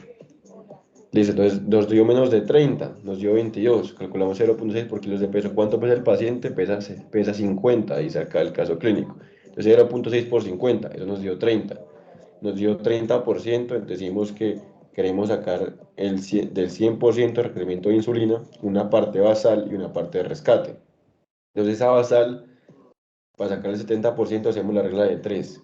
Si 30 es así, ¿en cuánto el 30% de esto? Entonces nos dio 21 unidades internacionales de la insulina basal, que sería glargina. La glargina, 21 unidades internacionales subcutáneo una vez al día en la mañana, porque es diabético tipo 1, ¿ok? Esa es la insulina basal. Lo mismo que les colocaba acá, nos da multiplicar por 0,7, ¿sí? Entonces sería 30 por 0,7, 21, listo. Entonces, o el mismo, 30 por 0,3, o hacemos la regla de 3, nos va a dar 9. 9 unidades internacionales, ¿le daríamos al paciente? No, tenemos que irlo para las 3 comidas, ¿ok? Entonces, 9 dividido entre 3, que es el tercer paso, dividir la de rescate, el 30% entre 3 comidas, nos da 3 unidades internacionales, claro está, 9 dividido entre 3, 3, de glulicina, una insulina de rescate subcutáneo antes de comer. Listo, esa paciente se va con este régimen. 21 unidades internacionales de glargina subcutáneo, una vez en la mañana, una vez al día en la mañana, y glulicina, 3 unidades internacionales subcutáneo antes de comer. Ya explica que con el lapicero pues tienes que marcar y pincharse. Como es niña tipo 1, decimos que estaba en 22. Claro está que no tiene sobrepeso ni nada por el estilo. Está normal, entonces debe ser flaca. Ya debería inyectarse, por ejemplo, acá, como les decía yo. Pero vamos a ver otro caso que está por acá. Este paciente muy interesante. Listo, entonces 45 años. Es tipo 2, ¿será que es tipo 2? Podemos decir, listo, es tipo 2, pesa 80 kilogramos. ¿Cuánto tiene de glucosa basal? 210. Pero bueno, tenemos la glicada que es buena, está en 12. Entonces, si está en 12, un diabético tipo 2, tenemos más de 10, ya merita insulina. Listo. Si estuviera entre 9 y 10, daríamos metformina, el segundo fármaco y tales, pero aquí vamos a trabajar con insulinas. Entonces, este paciente que sea tipo 2, ¿sí? Con una glicada que admerite insulina, que es mayor al 10%, con este caso 12, ¿cómo lo manejaríamos? De la siguiente manera como está acá. Aquí nos dice el peso del paciente, listo, 80 kilogramos. ¿Qué vamos a hacer? Entonces vamos a definir que el paciente se tiene que tomar una insulina, primero la basal, el cálculo para este sería 0,2 por los 80 kilogramos, ¿ok? Y esto nos va a dar, a ver, espere. Entonces coloquemos 0,2 por 80 kilogramos nos da 16, ¿ok? 16. Ese 16 lo multiplicamos por 0,7. Por 0,7. 16 por 0,7 nos da 11,2. ¿Ok? Nos da 11,2 unidades internacionales de la insulina basal. ¿Cuál es la insulina basal de elección? La glargina. De glargina, ok, de glargina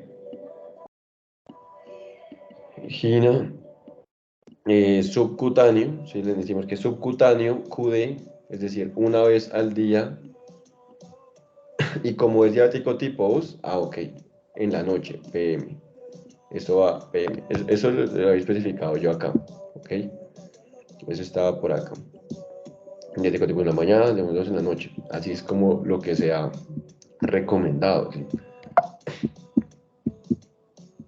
Eh, ¿Dónde estaba yo? Hasta acá, disculpe. Ya, eso sería la insulina basal. La insulina basal ya está. Se va a ir con 11,2 unidades internacionales de glargina subcutáneo QD PM. Luego vamos con la insulina de rescate para este paciente. La insulina de rescate, entonces decimos que se viene siendo 0, el 0,2 lo multiplicamos por 0,3. Ok, 0,2 por 80 dio 16. Ese mismo 16 ese mismo 16, perdón, 16, vamos a multiplicarlo aquí abajo por 0.3. Entonces 0.3 por 16 nos da 4.8. Listo, el paciente se va con 4.8 unidades internacionales de glulicina, que es la unidad de rescate. No, hay que dividirlo para las 3 comidas. Listo, esto lo dividimos entre 3. Dividido entre 3 es 1.6. 1.6 unidades internacionales de glulicina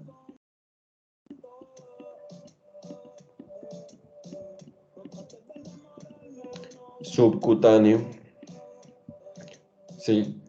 Decimos, y la indicación aquí para este paciente, que esa es la primera indicación, esa es la basal, ¿cierto? La basal es la de inicio para todos los pacientes con diabetes tipo 2. Y la de rescate, ¿sí? La que se tiene que tomar acá, las de rescate, por lo general se dice que es con la comida que el paciente más come, ¿sí? Ahí iniciamos la primera de rescate. Se la tiene que, o sea, a todos los pacientes le mandamos de entrada y le calculamos, sea tipo 1, sea tipo 2, el régimen, ¿sí? Tiene que llevarse las dos. Le decimos que como indicación, esta se la coloque si es que al pincharse con el glucómetro, ¿sí? En el dedito y se tome la glucosa, le dio mayor de 130 antes de comer. Sí, si dio más de 130 antes de comer, debería inyectarse las 1,6 unidades internas de glucina. ¿Vale?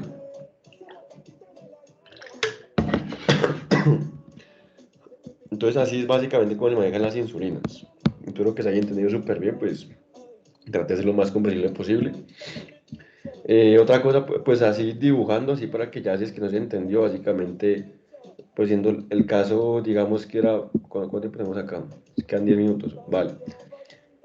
El paciente tiene 45 años, pesa 80 kilogramos, ok, digamos que se llama Don Jorge. Entonces, Don Jorge lo que va a hacer acá es un día, aquí vamos desde las 6 de la tarde, ¿sí? Las 6 p.m., aquí están las 12 p.m., ok, y aunque esta línea pues no me ayuda mucho, digamos que aquí ya viene otra vez las 6 p.m., ok, eh, bueno, no, aquí digamos, aquí son las 12, sí, aquí son las 12 a.m., las 12 a.m., ok, 6 p.m., 2 a.m., 2 a.m. Entonces don Jorge, que está acá, don Jorge de gafitas, a él le decimos que tiene que inyectar insulina porque es diabético tipo 1, por ejemplo, tiene diabetes tipo 1. A lo largo del día él necesita una insulina basal que le dure todo el día. Entonces decimos glargina. La glargina, él se la va a comenzar a inyectar, como decíamos acá, en la mañana, ¿ok? Entonces en la mañana don Jorge tiene que tomarse, perdón, aquí era AM, sí, aquí era 6 p.m., las 12 a.m. y aquí las 12 p.m., ¿sí? Es decir, pues ya muy noche, ¿sí? Tiene que inyectarse don Jorge a eso de esta hora acá, la primera dosis, y la otra dosis, la basal, tendría que inyectársela acá, ¿sí? En la noche, ¿sí? Para que esta, cuando ya amanezca, cuando vaya a amanecer, pues esté controlando y duerma tranquilo todas estas horas, porque digamos que aquí es la 8 a.m., ¿no? Es unas 8 a.m. Ok, 8 a.m. va a desayunar, antes de desayunar tiene que inyectarse aquí la dosis y va a dormir tranquilo con su dosis basal, que como dura 24 horas la glargina, pues va a durar hasta el otro día, hasta que el otro día vuelvan y sean las 6 p.m. Es lo que quería explicarles. Y cuando vaya a comer aquí durante el día, tiene que estar inyectándose la otra dosis, la otra dosis y la otra dosis. Si este fuera diabéticos tipo 2, don Jorge le decimos que si bien se va a inyectar esta en la noche, sí, a más o menos pues esta hora. Ah, no, que claro, claro, claro, claro. Sí, esa es la primera dosis, pero tipo 2 se inyectaría esta dosis acá. Y si es que mira que es más de 130, se inyectaría las otras antes de comer. Creo que ahí se entendió suficientemente claro, pero bueno. ocurre los efectos secundarios que cabe recalcar esto muy importante. Tenemos una cosa que se llama el efecto Somogyi y el efecto ALMA, o también llamado efecto Down o efecto fenómeno del amanecer. El efecto Somogyi es cuando uno le administra esa insulina en la noche y eso de las, por ejemplo, que se la inyecte, yo qué sé, a las 8 p.m., si pongámosle 8 p.m. 8 p.m. don Jorge se metió su glucosa. A las 3 de la mañana estaba durmiendo y él tuvo una hipoglicemia, que las hipoglicemias dijimos que eran peligrosas, el riesgo cardiovascular. En la mañana, por acción de las hormonas contrarreguladores, por ejemplo, cortisol, la GH, ¿sí? La GH o las catecolaminas, él va a hacer una hiperglucemia matutina. Va a llegar en la mañana, va a ver con el glucómetro, va a ver que su glucosa está mayor a 130, mayor a 130, mayor a 180, listo. Listo, pues va a estar muy alta. Eso tiene una explicación. La explicación es que él pudo haber usado un excesivo aporte de insulina en esta dosis de la noche, por lo tanto generó esa hipoglicemia en la noche, y eso hizo que en la noche aumente la liberación de hormonas controladoras, acá las que les decía, y haga una hiperglucemia de rebote, ¿sí? Para contrarrestar esa hipoglucemia en la mañana hubo mucha glucemia que no queríamos.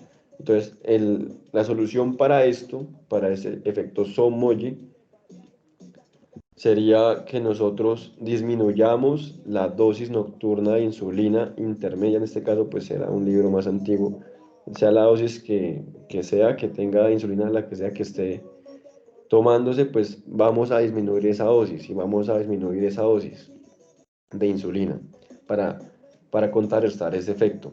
Por otro lado, el efecto ALBA se trata de que el paciente se inyectó a las 8 p.m., a las 8 a.m. tuvo un descenso en la glucemia, ¿sí? Una hipoglucemia, y amaneció con esa hipoglucemia matutina, no tan marcada como esta, pero sí tuvo hiperglucemia. Por ejemplo, aquí sería, sí, aquí sería mayor a 130, aquí sería mayor a 180, por ejemplo, pero aquí 130 se midió en la mañana. ¿Y qué pasó?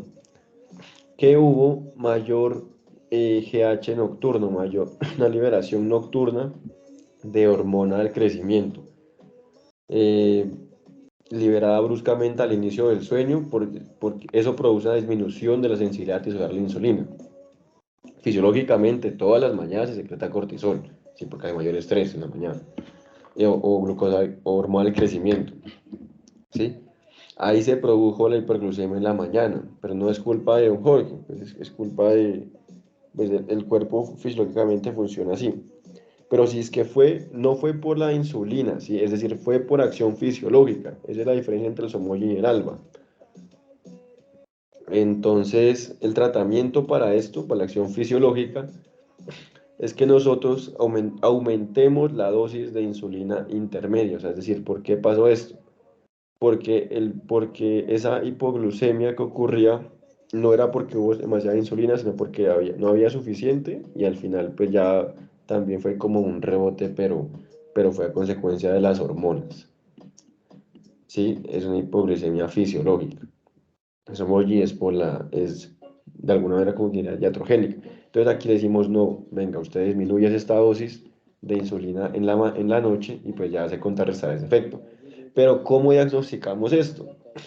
Nosotros tenemos que vigilar siempre al paciente. El paciente después admitiendo y pide muchas cosas. Aquí tengo la imagen de Homero, ¿sí? Entonces le decimos que básicamente tiene que despertarse a las 3 a.m. A las 3 a.m. le tomamos con el glucómetro la glucosa y le decimos que pues ahí se mide si es que había hipoglucemia o no había hipoglucemia. Así se detectan esos efectos. Si es que se puso una dosis alta cuando eran las 8 p.m., sí, una dosis alta, por ejemplo, de la insulina basal, ¿sí? Sí, la insulina intermedia sería, sí, por ejemplo, de la argina, la que va a controlar en la noche. Si se puso mucho, pues le decimos que se baje. Entonces, ahí hacemos la prueba, se toma la glucometría, y es que fue porque se puso mucho, pues, listo, entonces es un efecto Somogy. Pero si no, se puso la dosis normal, o sea, o le bajamos la dosis incluso. y también pasó esto con la glucosa, entonces no, el paciente, esa hiperglucemia matutina en la mañana es a causa de un efecto fisiológico y le vamos a aumentar la dosis. Aquí pues ya creo que nos pasamos de la hora, pero básicamente quiero explicarles en 2 minutos la ñapa. La ñapa es que les voy a enseñar a tratar las complicaciones de la diabetes, muy rápidamente y muy conciso. La diabetes tiene dos complicaciones, la cetoacidosis diabética y el estado hiperpulmonar hiperglucémico. ¿En qué se diferencia la una de la otra? La cetoacidosis diabética no es una glucosa hiperglucemia tan marcada, por lo general es mayor a 250 como criterio. Como eso dice su nombre, es una cetoacidosis metabólica. El pH bajo, menor a 7.5, bicarbonato menor a 18. Ok, las cetonas hacen característica esta. Es un debut de diabetes tipo 1 por lo general. El tipo 2 le da más esta de acá. Y el paciente presenta con náuseas, vómitos, dolor abdominal, respiración de Kussmaul, jadea, así como perrito, es una hiperventilación, cefalea o trastorno tensorio también, pues alguien inconsciente, pero por lo general ese es más común del otro, que es el estado hiperosmolar hiperglucémico. El estado hiperosmolar hiperglucémico tiene una hiperosmolaridad, ¿sí?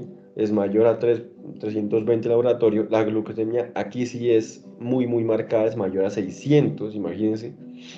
Y el pH pues va a estar normal, el bicarbonato va a estar normal, no esto es metabólica. Cetonas también pues tampoco va a tener. Sí, solo diferencian que pues una complicación, solo se asemejan en que los dos pueden llegar así. Sí, básicamente para que me entiendan. En el diabético tipo 1 esperaremos que por lo general les ocurre más este, en el tipo 2 pues les ocurre este, ¿sí? El tipo el estado predominante glucémico, pero no significa que a uno no le puede ocurrir la otra complicación, ¿vale? El estado predominante glucémico sí tiene trastorno de sensorio, ya llega chocado el paciente, ¿sí? El Glasgow muy bajo y tales. ¿Cómo reaccionamos ante esto? El primer paso, lo hidratamos. Decimos que la hidratación, vamos a ver si es que la damos severa o leve o moderada.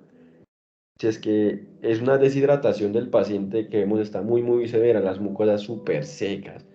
Clínicamente nosotros vemos que tiene oliguria, por ejemplo, no orina nada, el paciente no tiene nada de volumen en el cuerpo. Deshidratadísimo, ¿sí? Falla renal, que tenga, por ejemplo, cetosis diabética también suele tener hipercalemia, pero no siempre. Eh, Nosotros le damos solución salina, que es cloruro de sodio, 0,9%, 1 litro por hora. Pero si una deshidratación leve a moderada, nosotros lo primero que nos preguntamos es cómo está el sodio. Si es que el sodio está bajo, es decir, tiene hiponatremia, le damos la solución salina, sí, lo hidratamos, pero ya no va a ser a 1 litro, sino entre 250 a 500 mililitros por hora. Si es que nosotros vemos que el sodio está por el contrario elevado, que sería menos frecuente, ¿sí? O está normal, damos la mitad, ¿sí? Y la solución salina se da al 0,45%, también de 250 a 500 mililitros por hora. El segundo paso luego de hidratar al paciente, ¿cuál es? Vemos cómo está el potasio, ¿sí? Y consecuentemente también eso tiene mucho que ver con el consecuente segundo paso concomitante de la insulina. El potasio, lo normal, aquí les coloqué es en 3.5 a 5.5, el sodio es entre 140, 135 y 145, ¿ok? Pero si es que está bajo el potasio menos de 3.5, no le damos insulina, porque recordemos que la insulina metía dentro de las células. No queremos que un paciente con potasio bajo dentro del plasma, pues tenga menos potasio aún, porque el potasio, la hipocalemia también causa arritmias fatales y bradicardia pues, no. Pues un poco de vaina, ¿sí? Sí, arritmias fatales. La indicación es darle cloruro de potasio, es KCl, 40.000 equivalentes, ¿sí? Con una dosis tan alta, nosotros preferiríamos, por ejemplo, una vía central, aunque es difícil de conseguir ese acceso a la vía, es por la subclavia. Si es que está normal el potasio, está en este rango, nosotros sí le damos insulina, de igual manera que si tiene alto el potasio, también sí le damos insulina, pero la diferencia es que el cloruro de potasio, si es que está normal, le damos 40.000 equivalentes, y si está alto el potasio, tiene hipercalemia, no le damos cloruro de potasio, porque si tiene pues hiperpotasio, ¿para qué le vamos a dar más potasio si no lo reponemos? Los nutrientes también son importantes. con la insulina, ¿qué pasa? ¿Cuál tipo de insulina nos damos? La regular, que yo les decía que viene intravenosa. O sea, a 0,1 unidades internacionales por kilo de peso, el bolo, ¿ok? Después de esto, nosotros vemos cómo es el paciente y según eso le damos cada hora una infusión a esto mismo, ¿ok? Verificamos si es que la glucosa ya está menor a 200, ya se corrigió y está más baja de lo que estaba acá, pues está menos.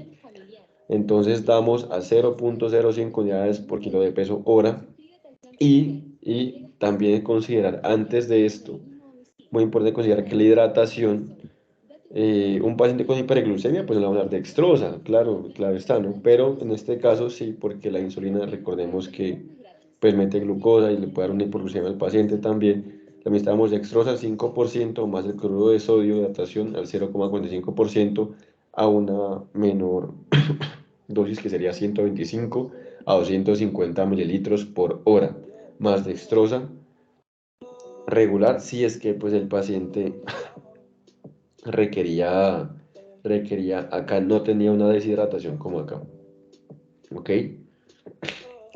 Así es como se hace esto. Y otra complicación es la hipoglucemia. La hipoglucemia es se trata con, pues obviamente si es que no es grave, si es que no es alterado, pues el paciente digamos que llegue así, como este manda acá. Se llega así y pues no, no le vamos a dar bioral, ¿cómo va a ser que le damos un dulce y pues que se lo coma? Imposible. Entonces la dextrosa en ese caso para hacer que el paciente reviva, le damos 35 al 33,3, porque pues, aquí no estoy más al 33,3. Sí, 4 o 6 ampollas de una, sí, 4 o 6 ampollas de glucosa, de dextrosa, perdón. Y después de eso, le damos dextrosa no al 33,3%, sino al 10%, según el volumen que requiera el paciente. Así se tratan las complicaciones. Finalmente, la llama para ya acabar. En la diabetes gestacional, el último tipo de diabetes, lo que cambia es lo que está marcado acá. ¿Sí? Que esta es patológica únicamente cuando nosotros decimos que ya hubo valores, que al menos dos de estos, que tuvo una glucemia de 105, de 190, de 165, este y este ya diagnóstico, este y este ya diagnóstico, 165, 145, ya digamos que ya se diagnosticó. Después repetimos 3 a 4 semanas y los controles, pues las metas terapéuticas cambian, ¿sí? Decimos que postprandial debe ser menor a 95 o menor a 140, una hora postprandial, menor a 120, ¿sí? Y hay unos criterios para insulinizar, porque el tratamiento de la diabetes gestacional, la diabetes en la embarazada, viene siendo la insulina, si es el fármaco de elección. ¿Cuáles son los criterios para insulinizar a una paciente con diabetes gestacional? Que tenga dos o más valores superiores a los objetivos de control en un periodo de 15 días. Aquí están los valores de control, que no cumple estas metas. Y la presencia de hidramnios o macrosomía fetal en la evaluación ecográfica. Listo, pues acabamos la clase. Les agradezco muchísimo y eso fue todo. Se despidió Mero. Gracias.